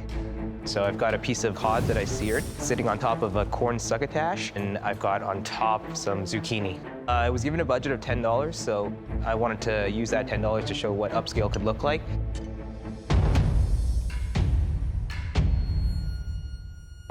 Wow, that's very intense. In a good way. Oh, okay, thanks. God, you scare me. The succotash, the fish, everything works really well together, and that sauce ties everything together. $10. It's astonishing that you pulled this off. Thank you. It's cooked beautifully. You used every byproduct of the ingredient possible to compact and intensify the flavors of this dish.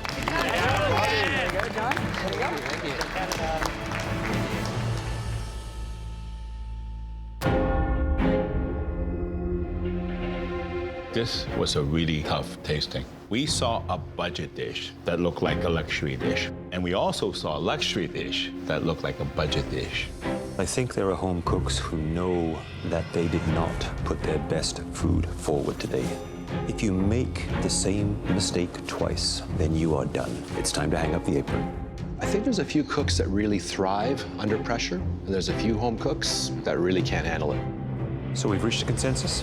Let's get out there and tell them. This was an intriguing challenge that went to the heart of what it means to be a chef. We tasked you with making a MasterChef quality dish, and the results proved that when it comes to taste, money isn't everything. Case in point, the top 2 dishes of the night were made by home cooks working at either end of the spectrum. The second place dish was a humble classic, elevated with high-end ingredients. Michael V, congratulations. Safe for another day. I'm gonna be back for another challenge, another battle, whatever they throw at us, I'm ready. The best dish of the night was a $10 dish that tasted like $1 million. Jonathan, well done. Thank you. Thank you.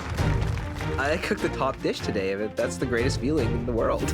Jonathan, you and Michael V will both be team captains in the first team challenge. Yeah, buddy. Good job, buddy. I'm very glad that I'm team captain going into the first team challenge. It puts me in a bit of control, and I like control. Unfortunately, there were 2 home cooks that failed to achieve the standards that we're looking for. Melissa and Becky, please come up to the front. I could be going home right now. It's definitely humbling. I'm not ready to go because I know that I'm better than this. I'm capable of so much more. Melissa, you came here brimming with talent and enthusiasm. And Becky, you wowed everyone right out of the gate. But sadly, in this kitchen, you're only as good as your last dish. The home cook whose last dish showed just enough technique to keep them in this competition is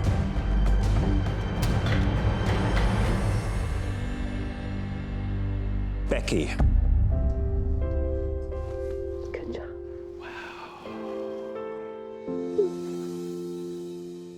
Becky, please head back to your station. It's been a roller coaster of emotions. I can't believe that I'm still here. Melissa, you're a person who seizes the moment. And while you weren't in our kitchen for a long time, you made your presence felt, and you'll surely be missed. Now come on up and say goodbye. I'm really proud of myself for getting this far. Top 12 in Canada is amazing. Great job, Melissa. We love you. Good job, Melissa. I came here as someone who didn't really have a lot of self-confidence, and I'm leaving as someone who feels like anything's possible. Good luck, everyone. Next time, the top 11 give back in their first team challenge. MasterChef quality comfort food for this site's volunteer workers. It's just such a great cause. I'm really honored to be cooking for them today. But both teams start to feel the heat. The chicken is not cooking. And Alvin is forced to drop the hammer. Do not feed these people raw chicken. So come on, faster, faster. We gotta feed these people.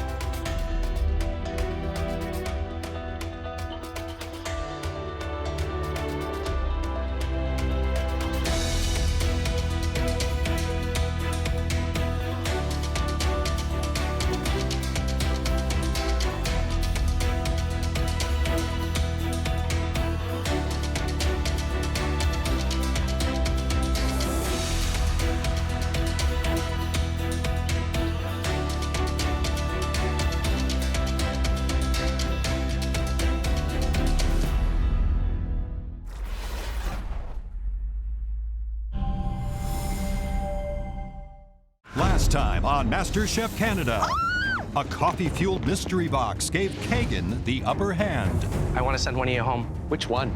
I would like to send Becky home. She's my biggest competition right now. And in a budget-inspired elimination challenge, Becky struggled. This steak is overcooked. But in the end, it was Melissa who came up short. Good luck, everyone. Tonight, Behind you, more chicken. Let's get it on. the top 11 face their very first team challenge. We gotta feed these people. And when the kitchen heats up, Come on, faster, faster. both teams struggle to keep their cool. The servers are waiting. Come on, guys, let's keep it going. Needs to be more organized. Put that there. The pressure is too much for me.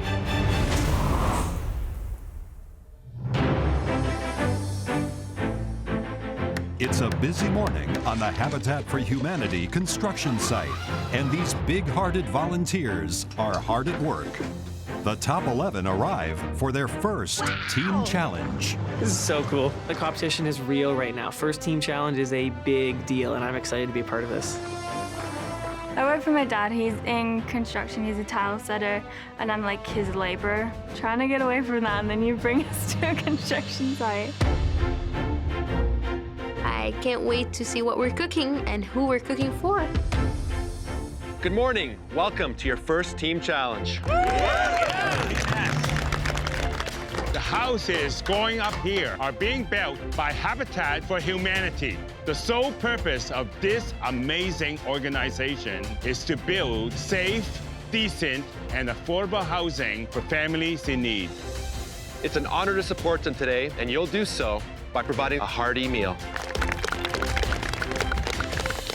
As a firefighter, we do a ton of volunteer work, so this hits home for me. It's just such a great cause. I'm really honored to be cooking for them today. Each team will create a beautifully composed chicken entree with a starch and vegetable side for this site's 101 volunteers. Never cooked personally for 101 people, but I mean, my family's a small army, so I'm feeling mostly excited. Jonathan and Michael V, you created the best dishes in the Elimination Challenge, so you are the team captains today. Good job, guys. There you go, guys. It's an absolute honor to be team captain for this challenge, to prepare a meal for volunteers of Habitat for Humanity. I feel like I'm a good leader because I can delegate firefighting, cooking. It doesn't matter. You have to have trust, and you have to be able to count on everybody in the team. Jonathan, since you won that challenge, you have a choice to make. You can have first pick of the people or first pick of the protein, meaning the white or dark meat of the chicken. What's it going to be? People or protein? Chef Michael, I choose people. I don't want an ordinary team, I want an extraordinary team. Michael V, you get to pick the protein. I'm going to choose dark meat. I prefer dark meat. It stays juicier, it's more flavorful. Now, Jonathan, who do you choose first? Well, given that we're going to be cooking for 101 people, I'm going to need someone with great knife skills. So, Eugene. I feel super happy that I'm being chosen first. Ego boost and builds my confidence up. Michael V, who do you choose? So I'm choosing this person for their well-rounded skill in the kitchen, knowledge, and attitude. I'm picking Michael G. I'm pretty honored, pretty excited to see that Michael V picked me as his #1. Jonathan. We're gonna be using some light meat, so we're gonna need some big, bold flavors. So Marissa. My second choice, this person is dynamite with spices. I pick Nadia. Hey, this next person pushes themselves to the limits in the kitchen and is never afraid to try anything new. Andy, please join us. Reem, come on over. Jen? My next pick has dynamite knife skills and has put up some dynamite dishes. Come on over, Kagan. Thanks, bud. Becky, I'm quite surprised that you're the last pick. How do you feel? I don't really care. I had a bad cook last time, so it just makes sense. So, Becky, being the last home cook standing comes with a huge advantage. You get to choose which team you want to be on. I'll go with red. Why? There's some strong people on there that I like. Kagan's not on the red team. Does that have anything to do with it? Yeah, he's really messy. I don't want to deal with that. Fair, fair. Today, each team will only have 2 hours to create a delicious family-style meal. After sampling the food from both teams, the volunteers will vote for the meal they like the best. The team that gets the most votes will be safe from elimination. The losing team will face a pressure test that will send at least one of you home. Are you ready to create an unforgettable feast? Yes, chef! Your time starts now!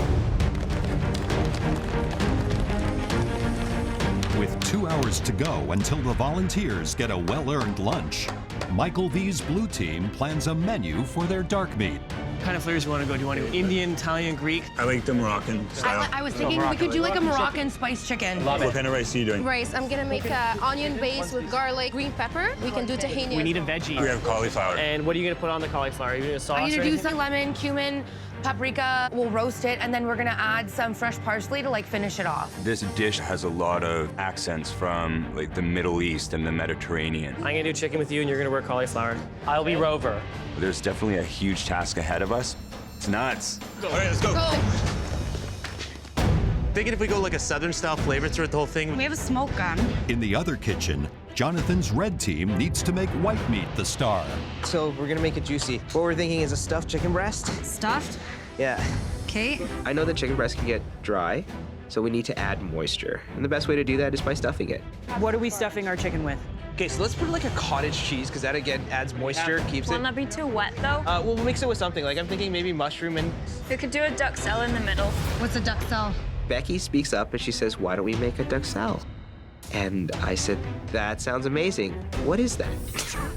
It's chopped up mushrooms really fine, garlic, thyme, salt, pepper. I love that. You guys want to do a sweet potato and a white potato? Yeah, so we do a 50-50. Yeah. Sweet and white. What about like a collard green or like a The Swiss Swiss chard? Swiss chard could be kind of interesting with like garlic and stuff like that. Yeah. We want to give the volunteers something homey, stick to their ribs. So we're going a little bit more Southern style. Swiss chard with a really nice gravy. Let's do this, guys. Let's do this. Let's go.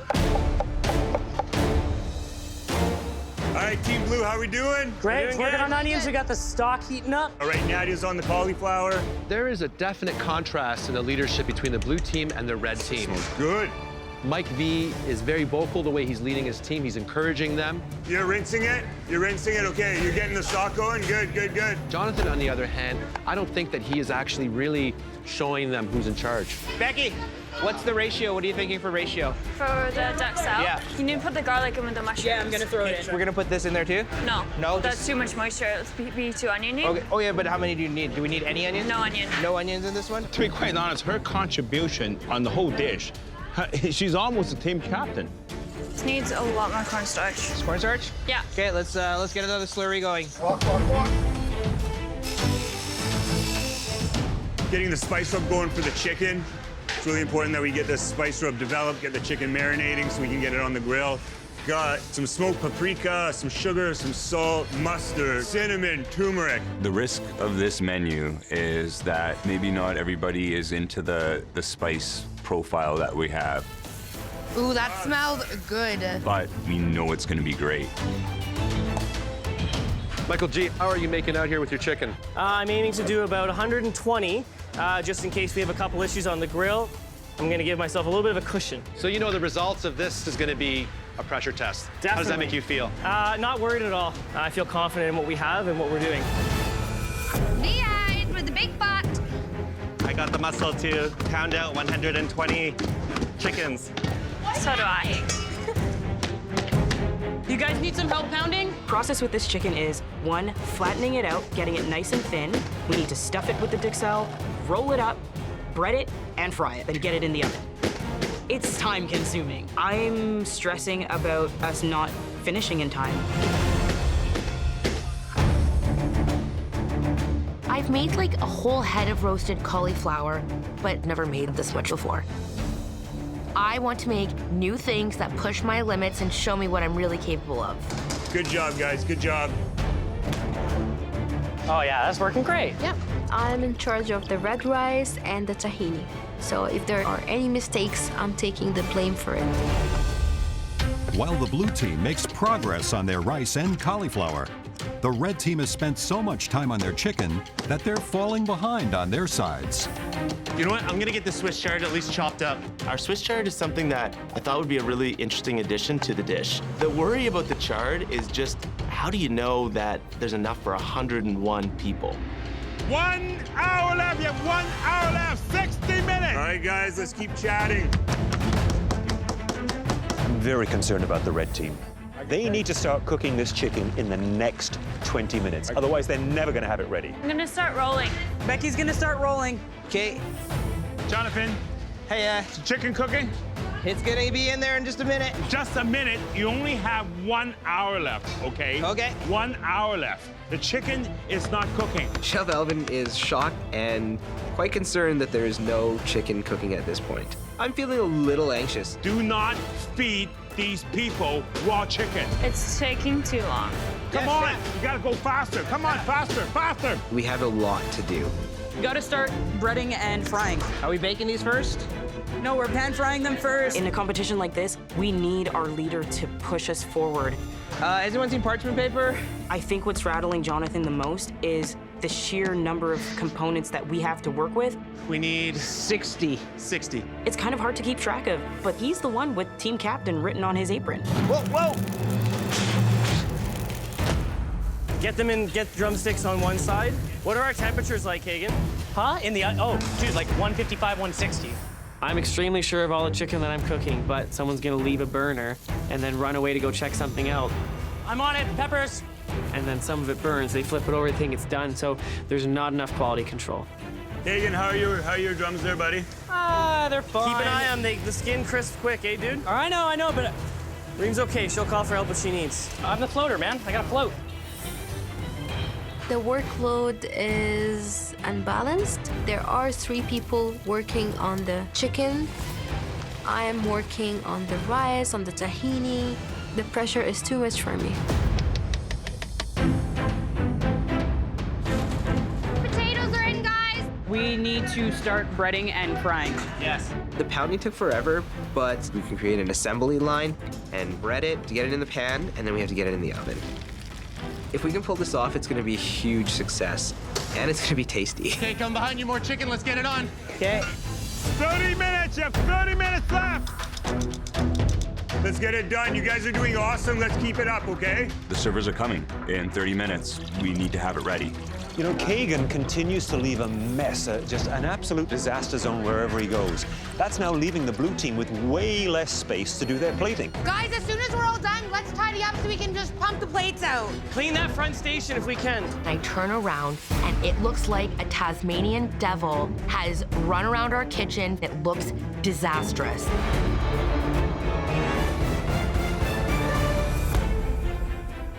The lunch bell rings for the volunteers and their families.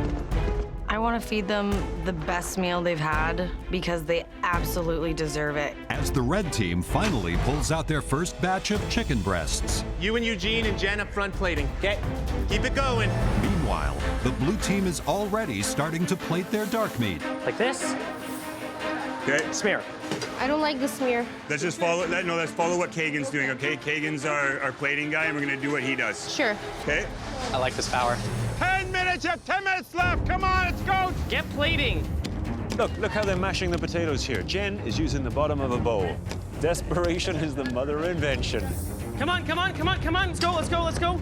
Okay, guys, we gotta get it together. These volunteers are giving people a great opportunity to start a new life. They deserve a hot meal. Guys, this needs to be more organized. Are you doing the smear? Or what are you I'm doing the smear, but I'm fast, so I'm going back and forth.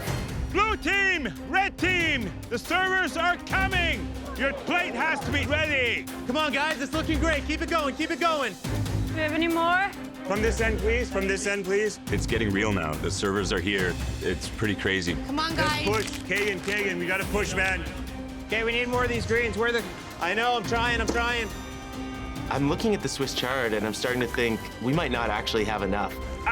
They're slipping behind. If we don't make more sides, one of us are going home tomorrow. We're gonna have to improvise here. I'm gonna have to go kale. Try not to be too messy, guys. Service is up, thank you. Just take a deep breath. We're doing all right. There's no rice on No that rice on plate. that. Finish hard here, guys. I know it's not perfect, but let's finish hard. Thank you. We're done. Done? Was that ever fun? All 101 red and blue plates have been served. We did it. We finished in time. Good job, guys. Welcome, volunteers. Today, you'll be sampling the red team's stuffed chicken breast with white and sweet potato mash and garlic Swiss chard. And the blue team's Moroccan spiced chicken with Egyptian red rice and spiced roasted cauliflower. Bon appetit.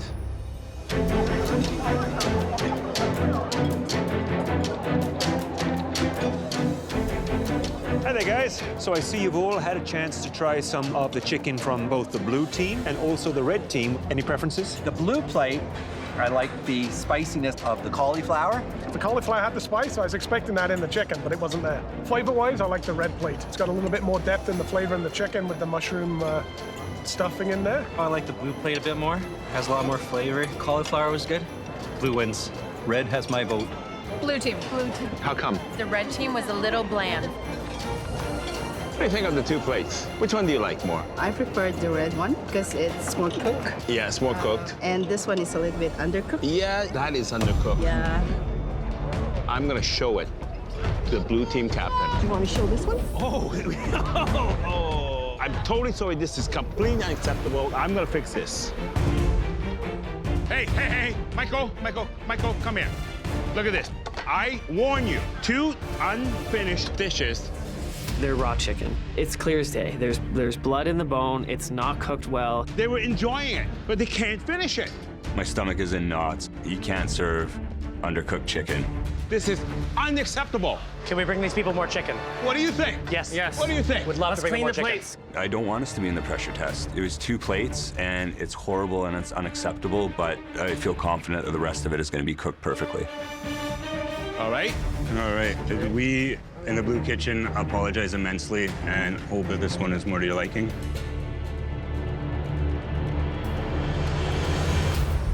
Much better, right? Yeah. Much better. Good job, good job, good job. We're good, guys. That's beautiful. Nice job. Thank you, everyone, for joining us. It means a lot to be part of your ongoing work here. Before you head back to work, please vote by hammering a nail into one end of the boards here. I think we have a really good concept. I think we've pushed ourselves to the limit, so it really is going to come down to taste. I don't want us to be in the pressure test. We all know pressure test means somebody goes home. And I think we deserve to be standing on that balcony.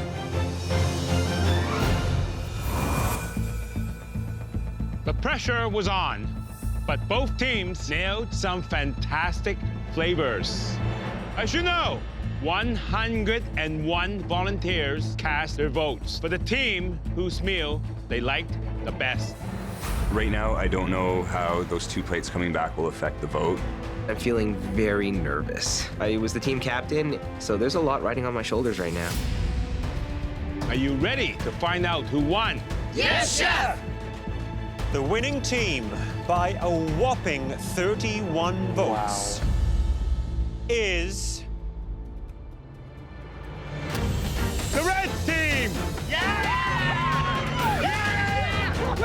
The red team wins. I can't believe it. Amazing. I am very excited. Good job, guys. Awesome job, guys. Proud of the team. Proud of myself, too. Blue team, that means that tomorrow you will all face a pressure test that will send at least one of you home. We'll see all of you in the MasterChef Canada kitchen. Oh, man. We did it, guys. Oh, we did it.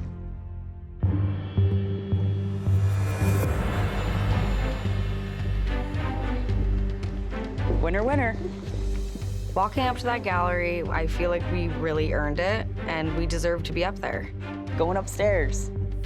I am very, very nervous. I usually love wearing black, but wearing it in MasterChef Canada kitchen doesn't feel that great, so...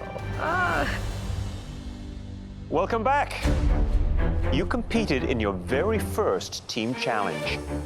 It was a hard-fought competition, but in the end, the red team triumphed with nearly twice as many votes.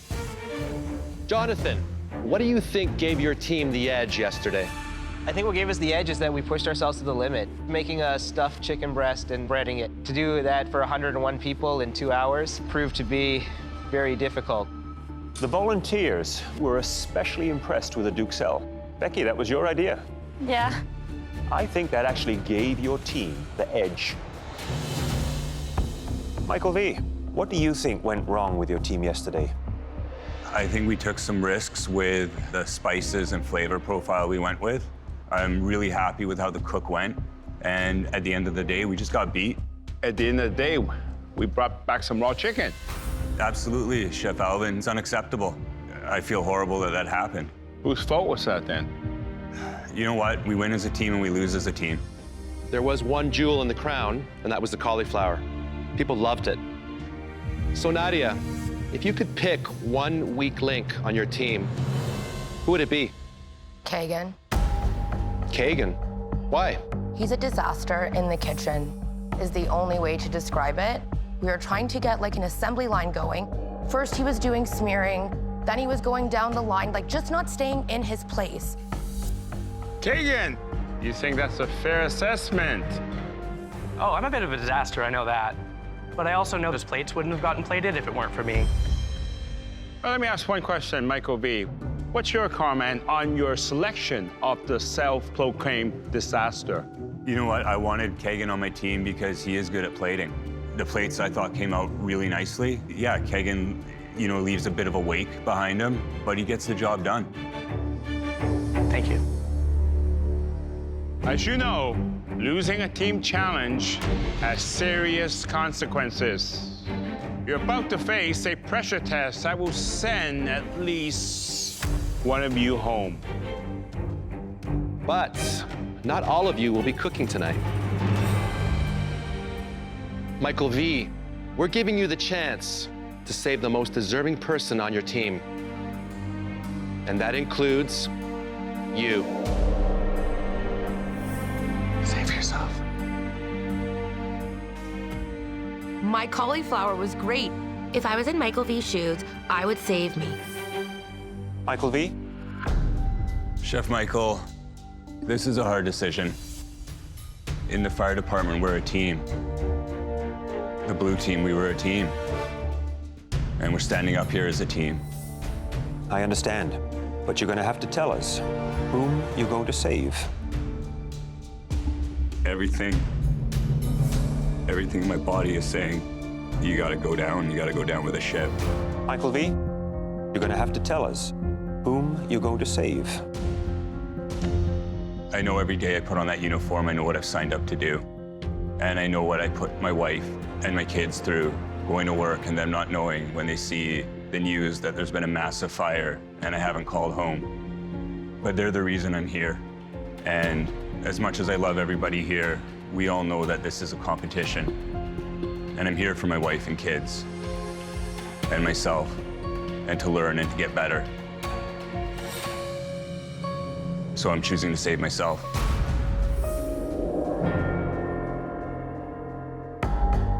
Michael V., you are now safe from elimination. Please head up to the gallery. Thank you. Good luck, guys.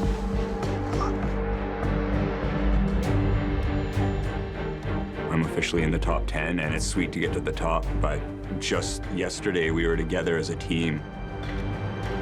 It's gonna be tough. It's gonna be tough watching them cook. Well, it's time now for the first pressure test of this season. Home cooks, 3 words. Black Forest cake. So Chef Michael pulls out this luxurious, like glorious Black Forest cake. Like the thing just looked immaculate. This is a replication challenge, and you're going to have to recreate this highly elevated version of a classic dessert. I have never made a cake like this before in my life. That means 4 layers of perfectly executed chocolate sponge, infused with kirsch syrup, a layer of chocolate ganache in the middle, delicate yet decadent mousseline cream, fresh Murillo cherries soaked in kirsch and topped with chocolate curls. I have never baked a Black Forest cake before, so okay. Please head to your stations.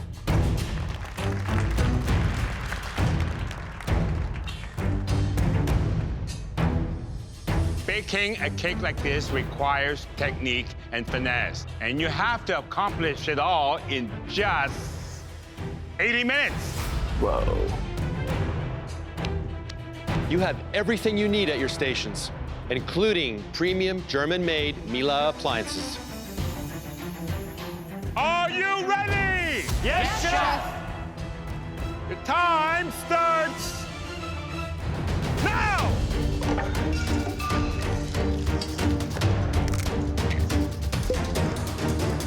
Making pastry, as we know, is never easy, and a sponge cake is full of so many pitfalls. I'm not a baker, but I know that I can make a good cake if I had my recipe in front of me. I need to finish in time.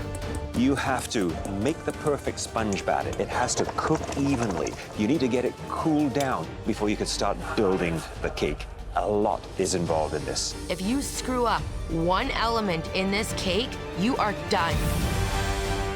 One of them, at least one, is going home today. I'm not going home. I'm most worried about the sponge cake, because that needs to be done right, and it needs to go in the oven basically immediately. Kagan already has his cake batter in the oven. I am so shocked. Doing this for my boyfriend. He puts up with my messiness, and he loves me for it.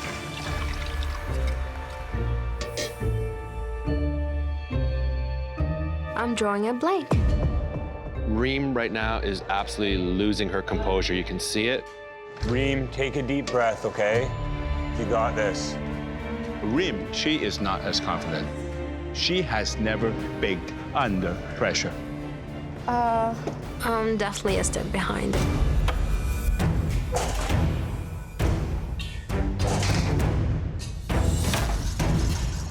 Hi there, Nadia. Hi, Chef Michael. Today, you had a burst of confidence, you spoke your mind, you had an opinion. Are you going to take that same approach with this baking pressure test? Yeah, absolutely. I mean, I think this is probably going to be the time where you guys see why I'm really here.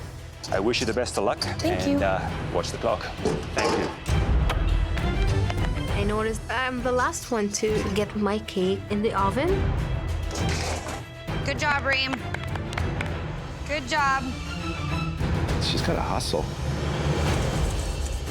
Oh, that smells good. Mousseline is basically a pastry cream base that's had lots of extra butter whipped into it, so it is light, creamy, but very rich. You could make the ganache before the pastry cream because it too needs to cool down, and that has to go in the center of the cake. You only have 80 minutes. That's not a lot of time. So you gotta multitask. Get the pastry cream going. Mike's flying. Get the ganache going. Go, go, go, go, go, go. Look at those moves. Double-handed. Come on, baby. Michael G. Mathematically, the odds of you going home is 25%. I think I have the edge here because I can see numbers and make them work in my head quick, especially like the ganache, trying to figure out a 2.5 ratio of milk chocolate to cream. I can work these things out fast. Numbers never lie. The most important equation right now is for you not to go home. Yes, chef. I gotta win this. These cakes are done. I'm the first to take them out of the oven, and I'm the first to put them into the blast chiller. This time I'll walk so I don't drop these puppies. You gotta move a little faster, Reem. You gotta move a little faster. Now, Reem is working incredibly slow. I don't think she really grasps what's at stake here. Yeah, it's painful to watch when things are slow. It's hard, it's hard, it's hard. What is happening in your oven? It doesn't look like it's rising. It's not rising because I What opened happened? the oven to check on it. Open and the it oven. Went down. Oh, no. I think I opened it too early. Stay confident. You've got what it takes. Thank you, Chef. Thank you. I'm very worried because my cake could be undercooked, but at the same time, I get a wake-up call. Out of nowhere, I get this superpower and I start doing things really fast. We have never seen Reem hustle quite like this before. I don't want to disappoint my family, and I'm here to win. You're halfway through this challenge. I feel really good about baking right now. I'm calm, I'm in my zone. I feel like I have a good handle on things right now. I realize that I'm in a good spot and I should start getting my cake ready to assemble. My cake tastes like stale bread. I forgot the sugar in the cake. He didn't put sugar in his cake. Oh. An unsweetened cake is not good. Keep going, Kagan. Take a breath. I'm gonna soak it in cream and sugar and throw it in the oven to try to toughen it up. Not a bad idea, right? I can make a simple syrup and try to infuse some of that into the cake itself. Like he's soaking his cakes? soaking his cakes. He's just ruining it.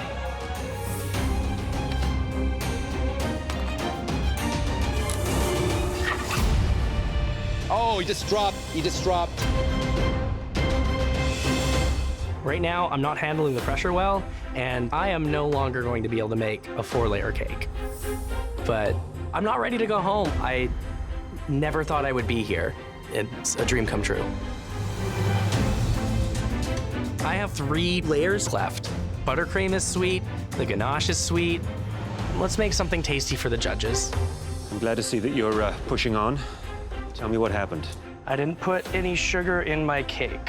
How have you tried to remedy I this tried issue? to add a little sugar to the cake. As a sugar syrup?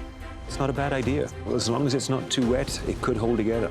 Is the cake itself nice and cold? Because your pastry cream is starting to soften already. This cake was too hot, so I put them in the chiller. They have less than 8 minutes left. At this stage, all of the cooks should be placing their cakes on the pedestal and starting to assemble their Black Forest cake. But if you assemble on the turntable and then try and lift onto the pedestal, you could be in trouble. I look behind me and everyone is a step behind. So Reem is ahead now in the assembly process. What a comeback.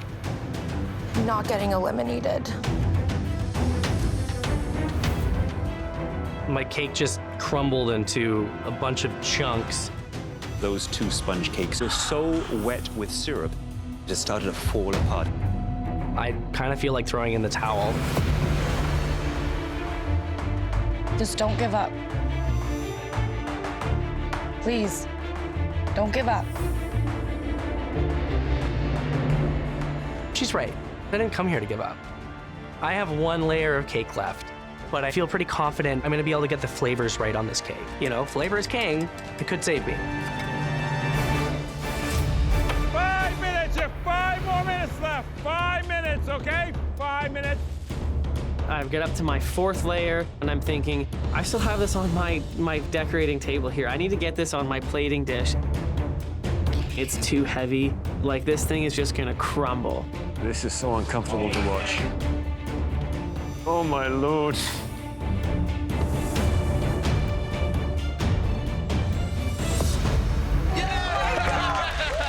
Good job, Mikey. Incredible. Oh my God, it worked. 1 minute, you have 1 more minute left, come on. Look at this. The last one to get the cake in is the first one to bring the cake to the front. Coming up. Wow. What a turn of events. 10, 9, 8, 7, 6, 5, 4, 3, 2, 1, and up. Oh my God. Good job, guys. Good work. I can't believe I finished. This was not an easy challenge. And now it's time to see how you did. Reem, I should mention that your cake is a little bit different from the others. You use maraschino cherries, and we allowed you to use this ingredient because you don't consume alcohol. Is it perfect? Not quite. No. But overall, it's incredibly inviting.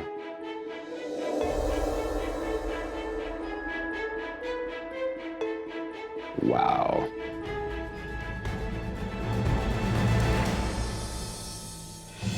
Let's try this and see how it tastes.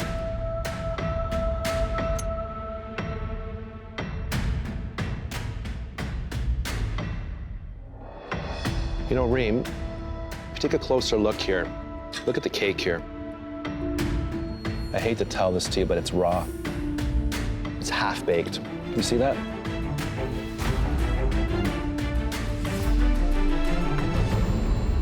I can be going home because my cake is undercooked. Michael G.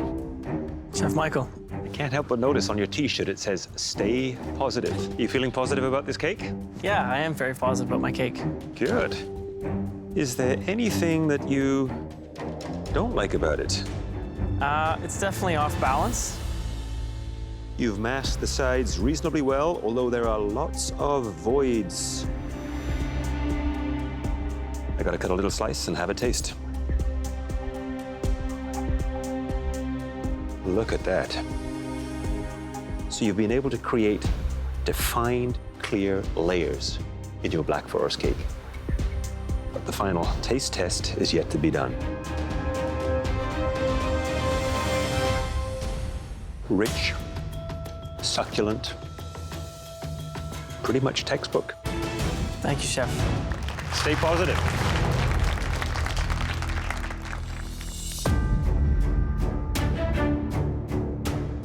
Whoa.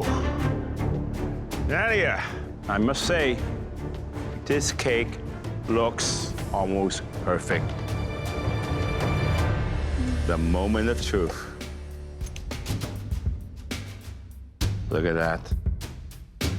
Whoa, look at that. That is perfection. Thank you, Chef.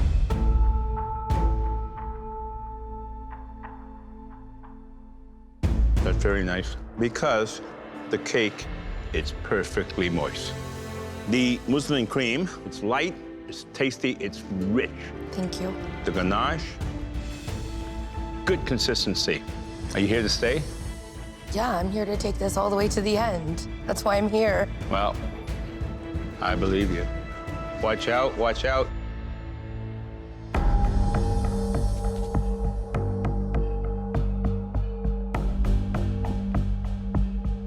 Kagan, Chef Claudio.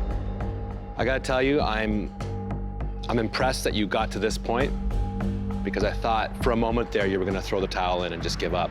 What did we call this? We call this humble pie? I called it budget cake. budget cake. Yeah, can't all afford layers.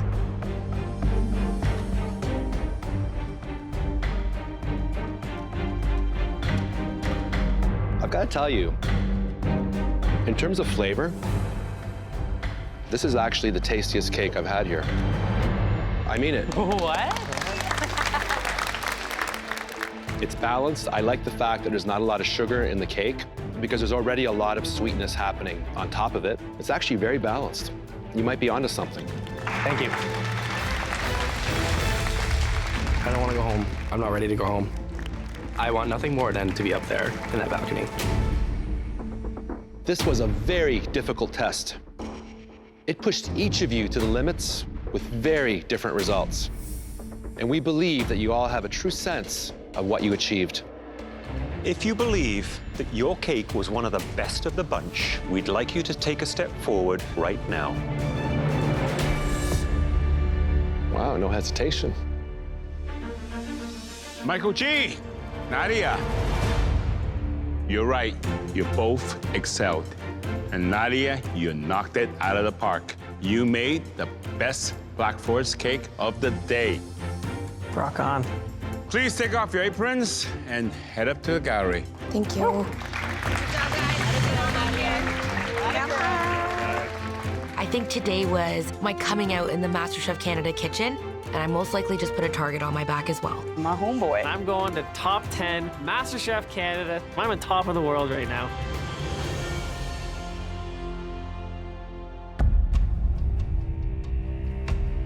Reem, your sponge cake was raw, but we were really impressed by your determination. Thank you, Chef. You pressed forward and you played it a decent effort. Please take off your apron and head up to the gallery.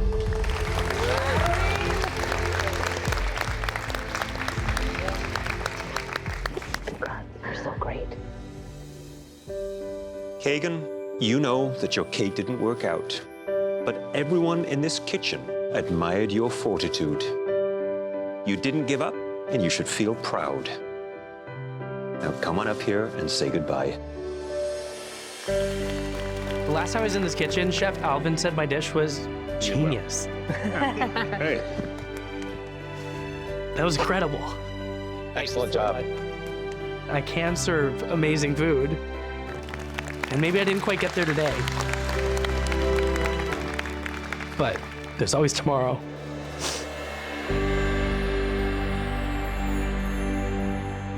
Next time. I'm in the top freaking 10. Don't just stare at it. Open it up. A mystery box challenge fires up the action. This is crazy. And secret ingredients come in small packages. What is it? What is it? What is it? Wreaking maximum havoc. I knew it. I knew it. This is a game of chess. In front of me are 9 moving pawns. I can't wait to see how this pans out.